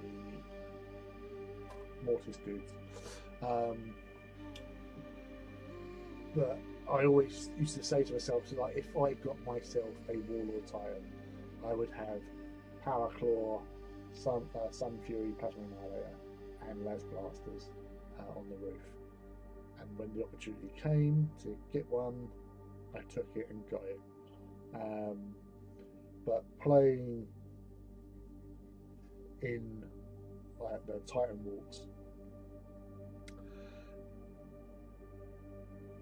in the first couple of games, like my Warlord didn't get that many kills. I think like in the first walk, it killed a Banner of Knights. That was it, because its range, you know, it's medium range at best, with the Sun Fury and Las Blasters. Obviously, that, you know, the Volcano Cannons are king. So eventually I invested in a Volcano Cannon, and the kills started racking up a bit more, because, you know, I weren't getting to shoot.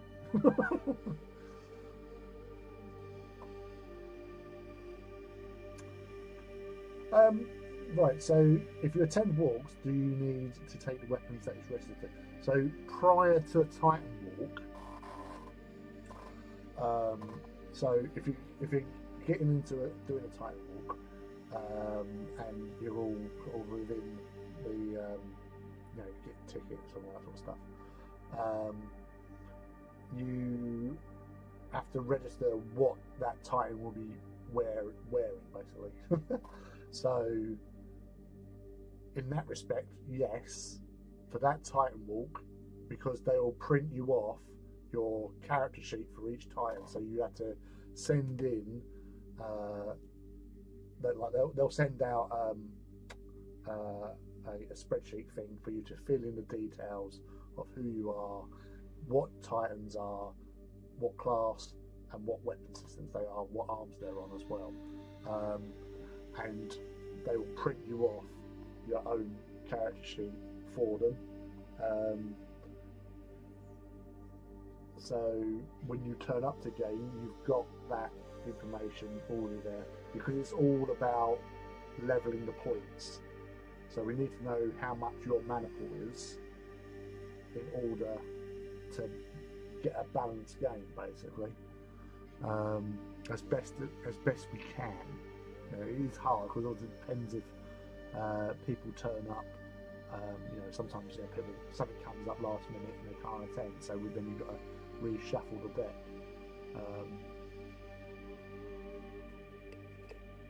But on a whole, they generally, you know, if everything goes to plan, they're well balanced. Plus, you know what you've got, so you can formulate what you're wanting to do with that set item, because you can be put into a situation where you're walking alongside somebody else. So it's not, you know, it's not just you on your own against an enemy. You could be up against multiple enemies, because each battle could be like a couple of 1,000 points. And if you're turning up with like 1,000 points, well, you've got to make up the difference to go up against those dudes over there. So you might have a group, like one of the most on paper one-sided battles I was involved in was at the last Titan Walk I actually attended, and there was myself with my Axiom Maniple, a friend called Paul Tomlin, but he only had like a couple of knights and like a Reaver Titan or something like that, and another guy who had a Reaver and a Hound and some knights as well. I also had some knights with mine and Porphyrions. So we had 2 Porphyrions on our side, a banner of Questoris and a Lancer banner. And yeah, but we were up against I think 4 Warlords and a couple of Reavers and a couple of War Hounds. So points wise, it was fairly balanced, but Warlords are fuckers to kill.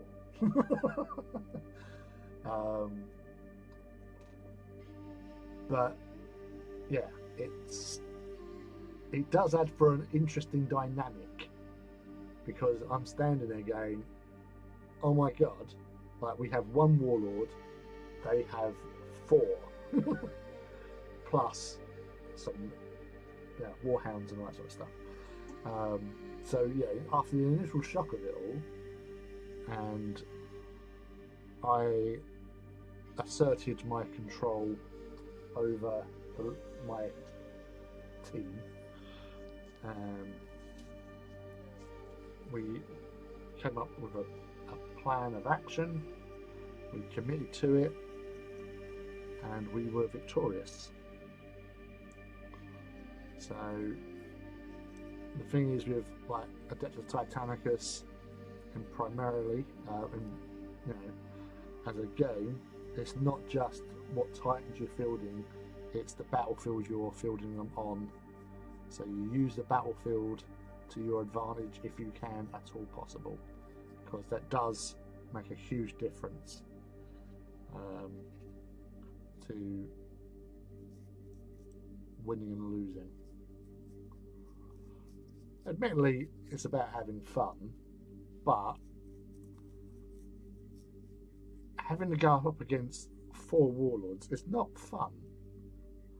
And as I say, even me and Phil, last time me and Phil walked together was at a beachhead event a few years back, and Phil had a precept maniple, so the full precept maniple, so that was basically Warlord, Warbringer, Reaver, and 2 hounds.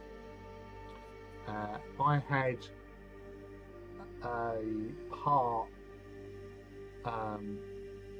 accent, because this was before I actually had my second Reaver, so I only had 4 Titans, so 2 Warhounds, a Warlord, and Iracundus.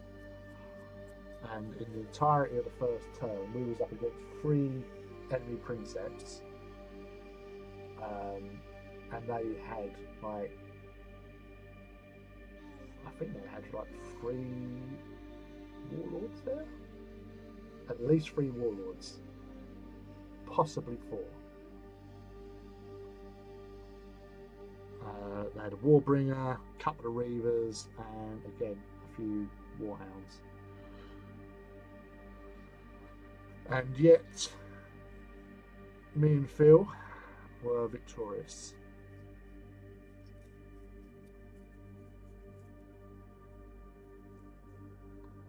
Yeah, so Rob had 1. Yeah, so I think, yeah, Lauren had her 1. It was her first Warlord, and she had her hounds. Matt had his Warlord. Thanks to my shield save, yeah. I was fucking on fire. At one point, like, they thought I was fucking cheating. And I was like, I'm not. I'm literally just rolling the dice and I'm hitting them. And like, they literally could not believe how I was doing. And Rob came over to stand there and watch me and shield saved, because I was pushing voids. I like rolled them, and I had like 2 ones, rolled them, made them all. And he's like standing there, and he's like, I've just seen it, I can't believe it. I said, look, they're there. Like, they're on display, they're in the open, you can see the dice, sort of thing. Because it took them like 2 turns, but they stripped all the shields. But every time they finally, you know, I was taking fire from all their big Titans. Phil wasn't. For the first turn, they didn't even shoot Phil. They all shot at me in one form or another. So even though, for instance, my Warhounds were near to Lauren's Warhounds, but Phil's Warhounds were right in front of Lauren's, she's decided to shoot me over Phil. So Phil did fuck all in the first turn, didn't make no shield saves because they're all shooting me. So he was happy because he had a fucking Lee shield. But I really did. They got so like disheartened because they're like, oh, I've got some good hits there, saved. And yeah, it was pretty good. And we basically lost 1 engine, and that was at the last knockings basically, because when they did strip the shields on Iracundus and Vindicta Templi, when they finally stripped the shields, every time they rolled the hit, they hit a weapon system. So it's like they took out all my weapons apart from my Las Blasters on top of Vindicta Templi and my Apox on Iracundus. So like they took them down, and they're like, they just, I can't believe it. Like, rolled a hit weapon. Ah! Which one is it? Ah! It's another weapon. So they didn't even get any exploders from it. That's where the term ablative armor comes from. Yes. I literally, at a lot of the walks, most people will target me. I don't know why. But I welcome it because I'll let them shoot me, because then they're not shooting my teammates, and so I feel like I'm doing my part to save some loyalist engines, because I'm a jammy fuck on the saves.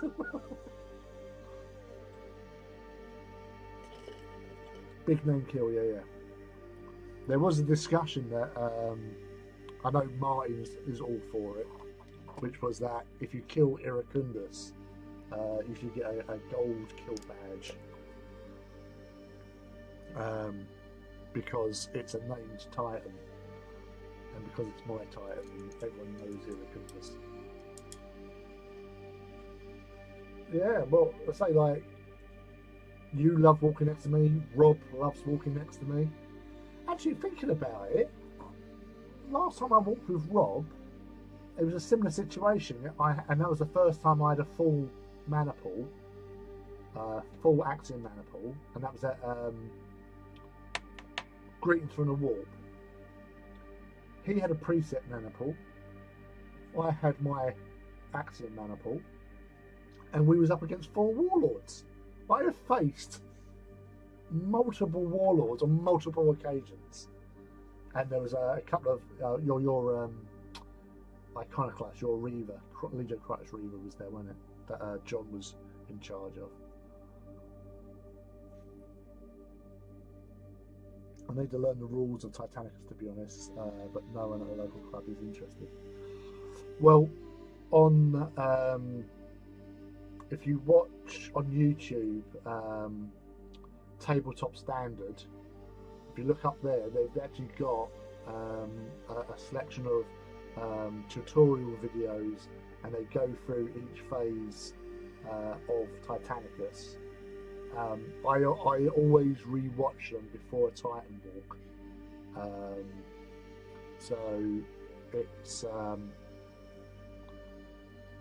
very, very handy indeed.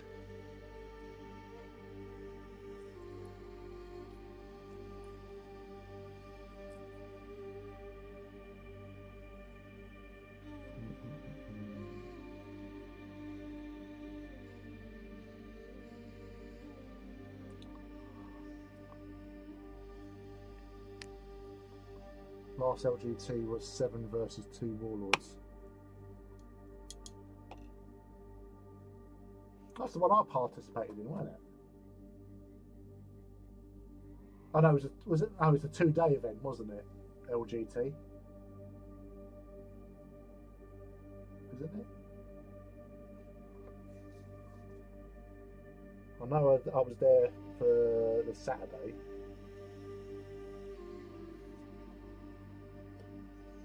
Yeah. But that was that's the thing, it's like I've gone up against so many times, I've gone up against heavier formations. So like when again, like at the main walks, I'm going up against Martin. He has 2 warlords to start, and I just had the 1. So I've always been outnumbered or outmassed, at least, in all the battles I've participated in. I've not had a straightforward, easy battle.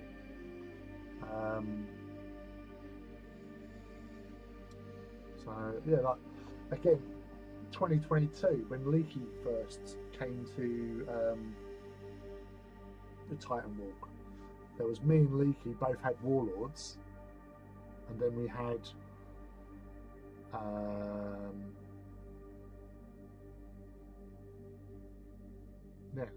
what's his face?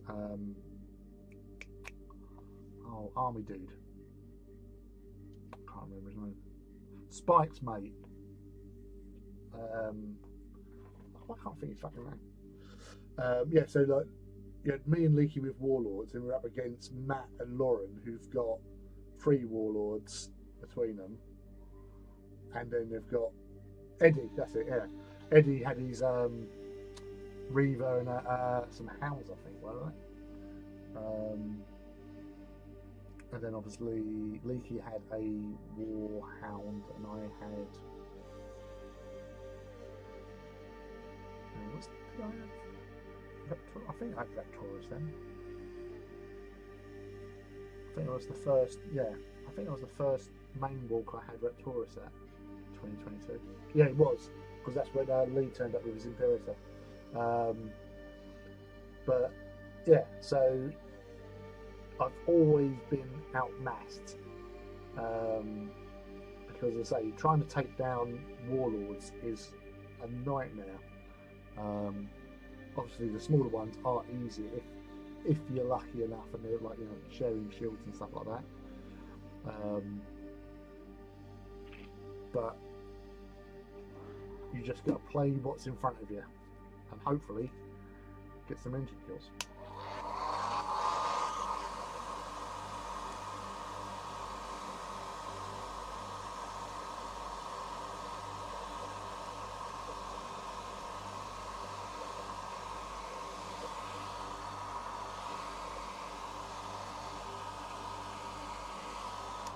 Realise I've actually just missed off. I was about to wash.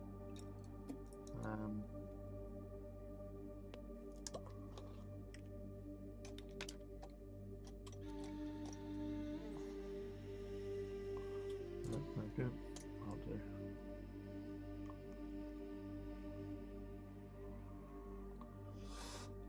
Does Titanicus have rules for Imperators? I do find it odd that they don't have models yet.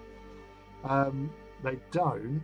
Like, we have some in-house rules for Imperators, because obviously we've had Imperators battle before. So the one that people would have seen at Warhammer Fest, Ira Metallicum, that has rules that we've play tested, and we've also got rules for like Phantom Titans and Revenants as well. It's an Imperator is the value of 3 Warlords, and they can delete a Warlord in 1 turn. Like at Beachhead a year or 2 years ago. What special reward is given an Imperator at a walk? A bottle of whiskey for killing the bug. Well, so far I don't think, because it's only died once as far as I'm aware, and that was at Beachhead. I was standing right next to it, but Luke, who was at the other end of the table, leant across and said, like, how damaged is the Imperator? And they said, oh, he's badly, at the time it'd taken a lot of damage to its leg, and literally had like 1 hit point left on its leg, and he quaked it from the other side of the table of the battlefield, because he was in range, and he had arc, and he shot, he hit and destroyed it. So it's only been destroyed once, but it does take a hell of a lot of fire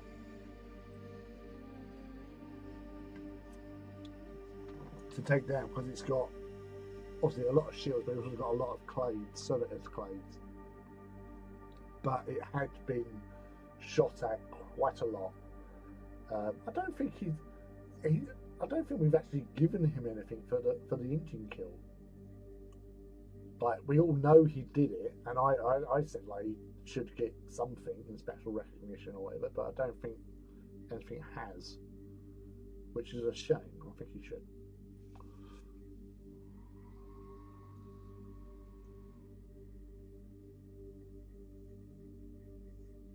Now, I'm sure he was still going, but it was still called, and was still called an engine kill, because all our stuff was still on the table. And if he still has a game turn, you can't just finish it at our end and not because he still had a turn.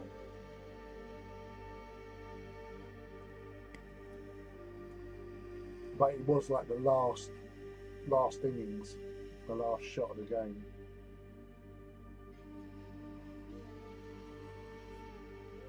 Still, he deserves something. Because he rolled it, he killed it.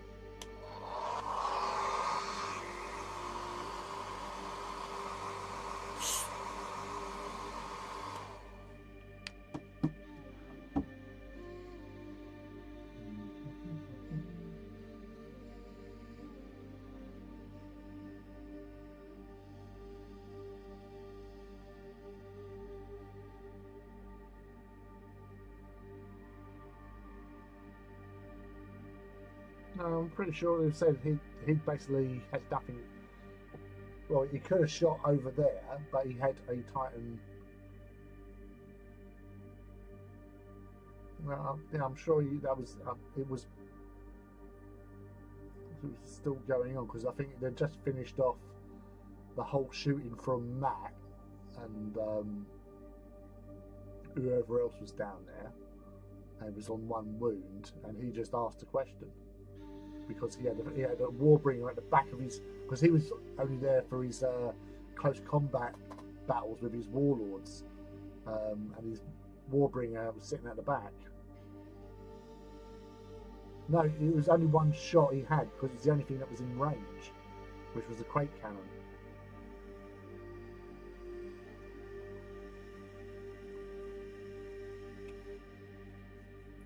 So, yeah.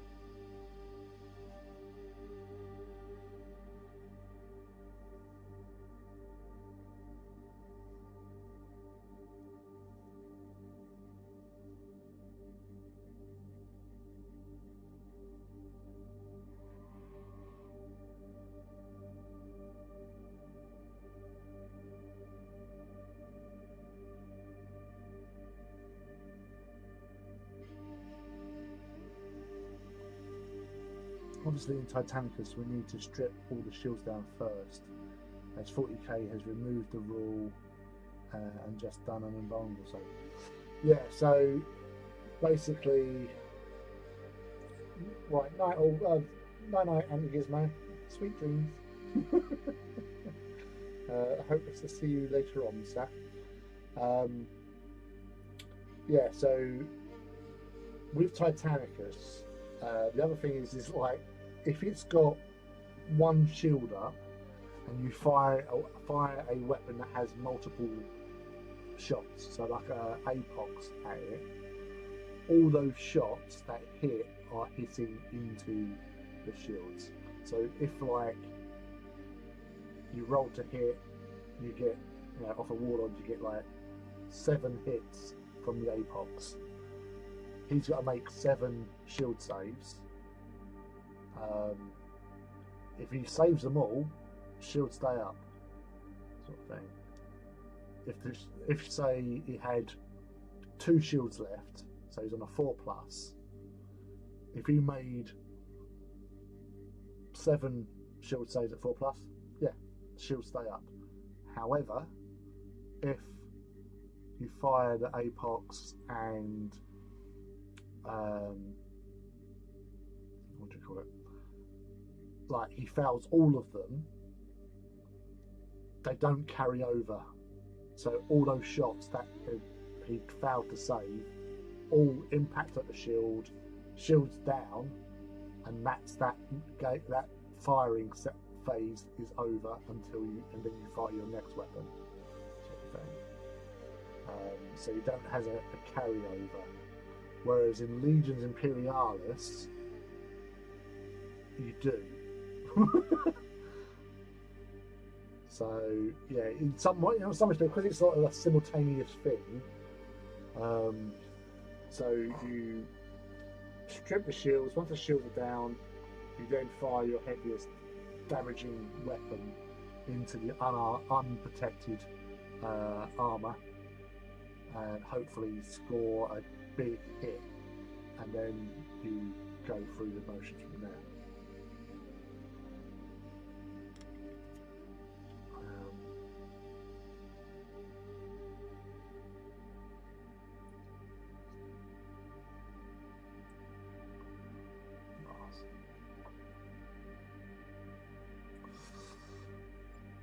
I was disappointed with the Void Shields rules when I discovered my Astreus just had invulnerability save after I built it last year. No fun allowed in 10th. 10th edition is by far one of the most boring editions. I stopped playing 40k after 9th. I played one game in 9th and just went, nah, it's not for me. So I've only played Heresy or Titanicus or Dystopian Wars. That's the only games I've played since 9th. It made no sense to me. Like when 8th came out, I liked the idea of like the quick like PowerPoint sort of thing. So you just go, oh yeah, bang, you've got all those options, bang, whatever. Ease and speed sort of thing. The one thing I didn't like about 8th was you didn't have any advantage for hitting a tank from behind or a vehicle from behind, because there was me and Phil participated in like the day of release of 8th. We were playing at Warhammer at Southend, and I had my Tau, and in that, units with the fly keyword could engage in close combat with flying units. So I thought that is bonkers, and I wanted to basically get my Crisis Suit Commander, my Cold Star Commander, to punch it. It was an Orc Burner Bomber or something like that. And so I timed my attack to attack it from behind, because I thought of AV sort of thing. But there's no AV, so it made no difference attacking it from the front, from the back.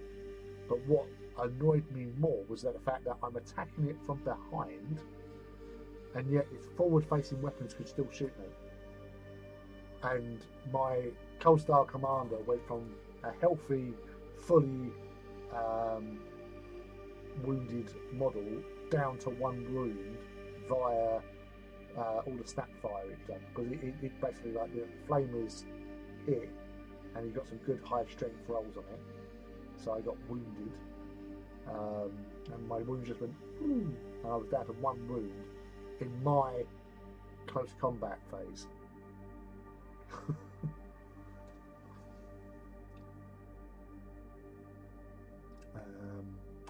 40k is just leaning too far into competitive. You must win. I miss the fun story themed games. People now just build silly strong lists, and your fun fluffy list gets blown off the table. I was a big fan of 8th. That was the one that brought in Lords of War, right? But I agree the vehicles facing being removed is a bit flavourless. Another competitive based rule change. Yeah, it seemed interesting. It had some nice bits to it, but then other bits just let it down a bit, lots of bits. So it was a little bit, a bit all the time. It did make an impact, and not for a good reason. Because that's the whole thing. Like, you know, in war games is the tactical element of it you know, sneaking around the side, like shooting into the side armor or into the rear armor if you're lucky. You know, having those additional bonuses for doing that, you know, as a risk reward. You know, but sneaking around the back so it protects your unit, so it can't be shot because the target's weapons are all forward, facing forward. In that, when it doesn't matter if it's facing forward, it shoots you. What the actual? So yeah, that was a little bit a shock, because you just went, well, what? You know, I thought, well, what's the whole point of doing that canny move to attack from a flank or sneak around the back when they can still shoot you? It felt a little bit rubbish, to be honest. But you said, like, the power levels, I was actually quite happy with, because it was just so easy to build a quick list. But yeah, they are after, you know, having a competitive level, competitiveness for sure.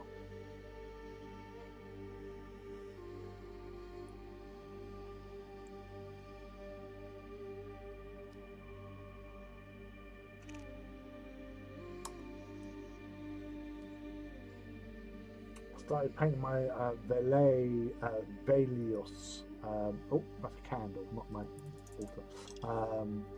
To Admech, by the way. Nice. Love Admech, as you can tell.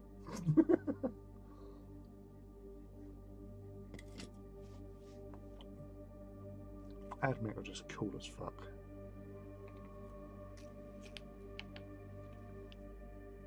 They really are.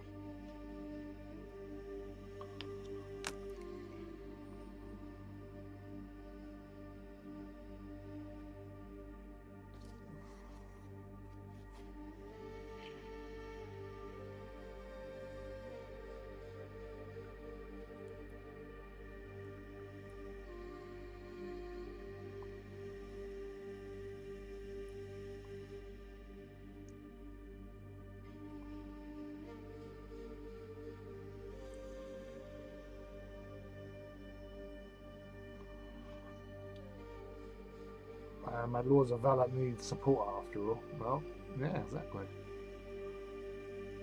It's like with my Admech, I've got a few Sekitari. So I'm trying to think, I've got about 30 hoplites, 20 Pelstas, and then I've got General Skitari as well. But I did do a little bit of monkeying around with some Cadian and spare parts of Sekitari or Rangers or whatever. So I'm combining the Radium Carbines. So my vanguards are basically like Cadian bodies. So I was just doing them as like a tech guard, or just saying that they were like pre-operation Skitari. So before they had their legs removed. But tech guard was a little bit more appropriate.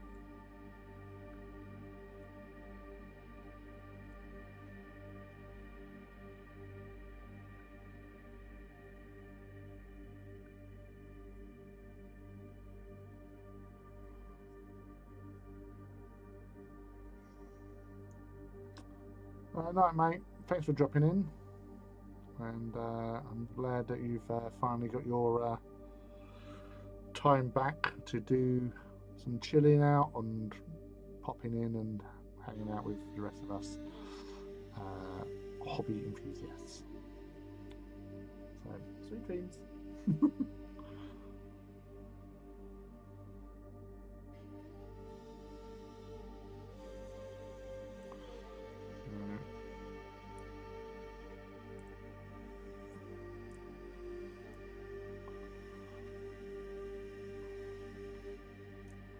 I'm getting a little bit of the paint onto the brushes, and I'm kind of just wiping a little excess off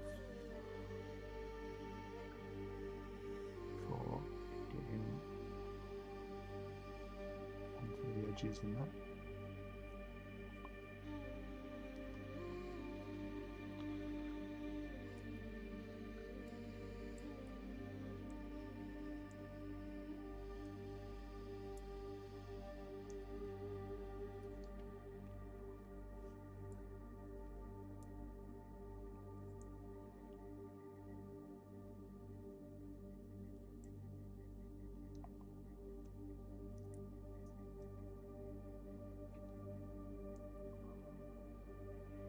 Stipple highlight. Yeah, kind of, because I don't like doing highlights. So I'm just giving like a little bit to it, just to sort of give a bit more depth to the colour.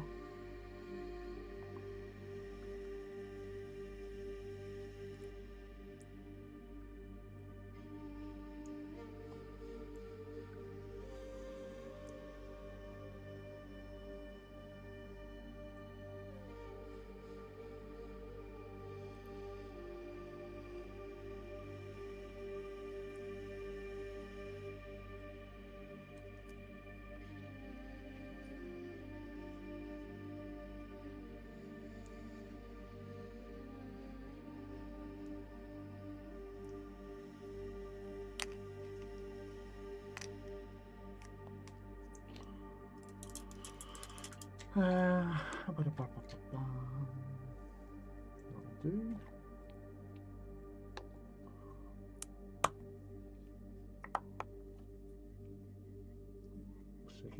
Shake.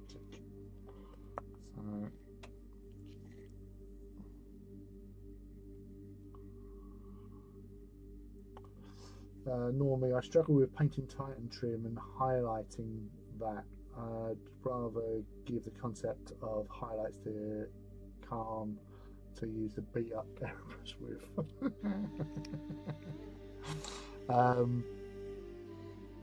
Yeah, so like with Titan trim, for example,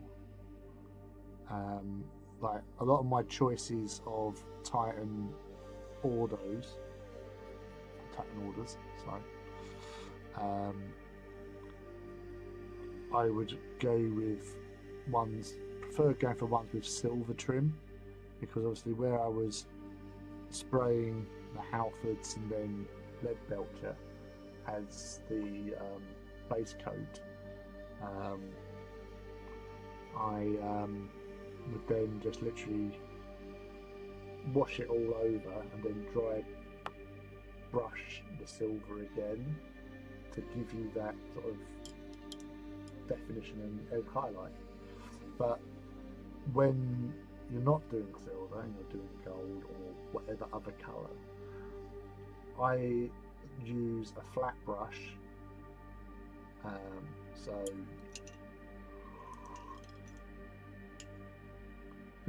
just a straightforward flat brush,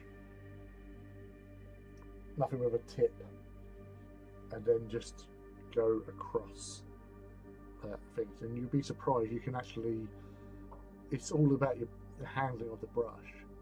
So I'm just trying to find, because all the other ones are wet. Right, okay,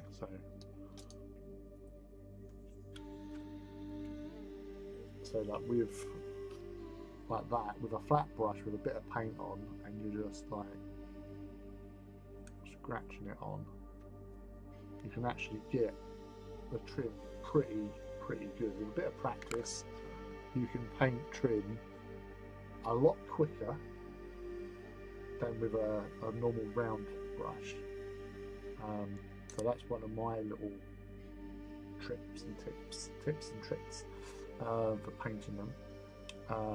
It's so much easier doing it that way than not.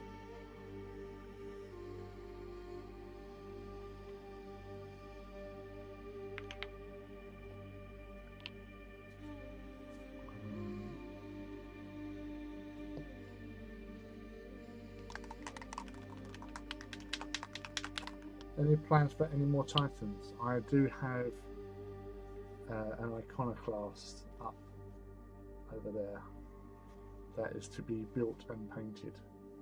So it's going to be for Gryphonicus, because why not?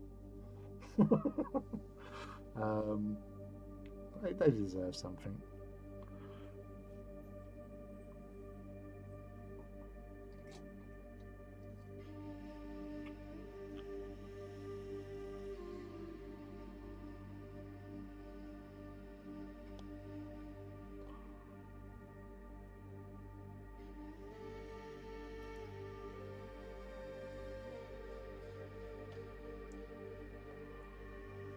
Sorry, full size. Oh, full size. No. I'm happy with my allotment of 5. Unless I was given one. Or I'd, won some money on the lottery or something, if I did the lottery. It's the only time I would actually get any more. Let's say 5 is a maniple.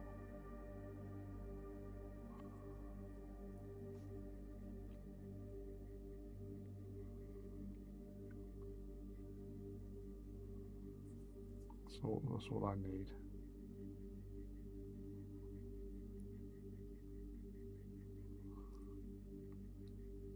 So you don't have to worry about storage.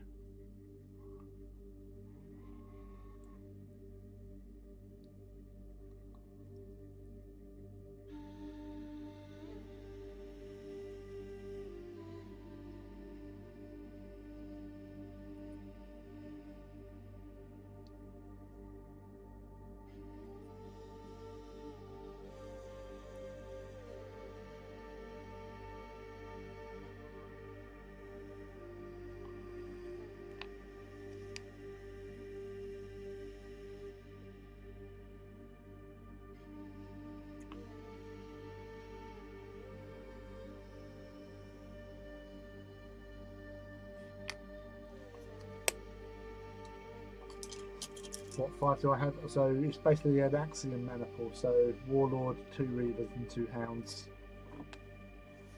All in the Legio Ignatum scheme.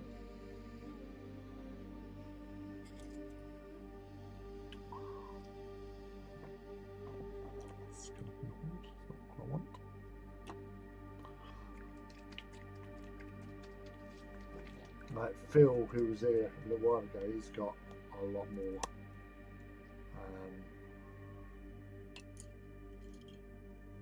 So in the big variety, anyway. Small variety, I have a lot more.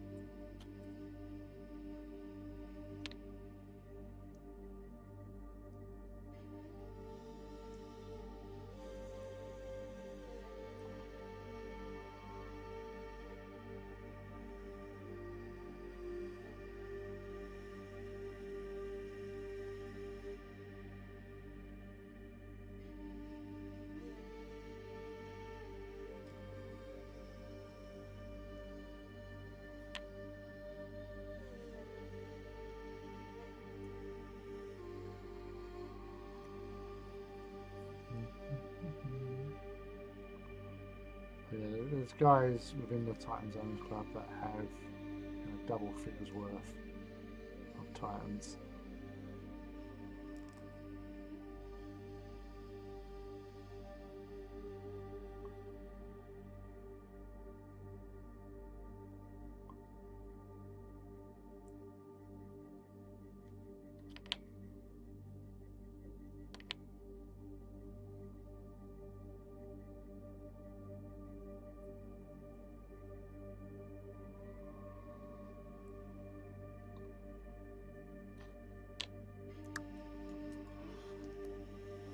I was going to get a Warbringer next, but apparently Warhammer World has no stock now. Fully sold out, I heard. Well, I think they've been having issues with moulds and stuff with a lot of the things, so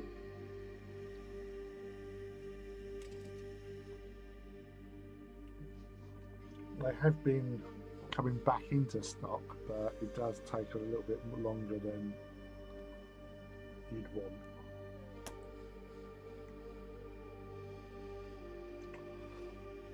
I've been daydreaming about building a maniple now, and I've not even glued one piece of Warlords yet.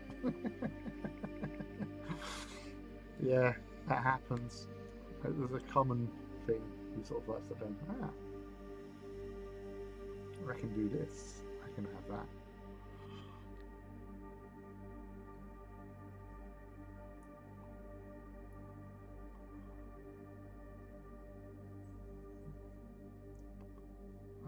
It is a good fun system for sure.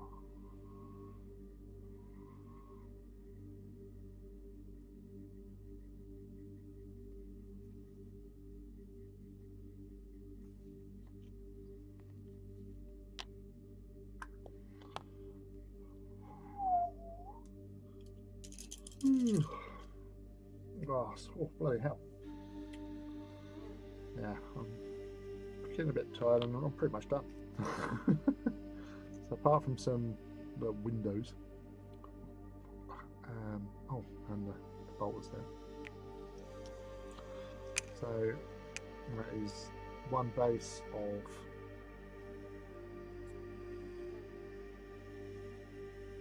Castellax.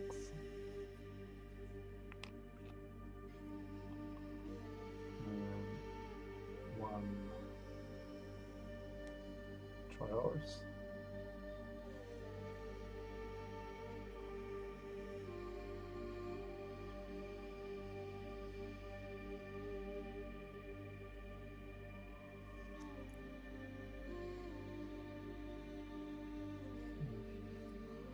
Where does that focuses? Well, that focused. Oh, there you go. I've got to do my windows of that one. But yes, there you go. Looks great. Thank you very much.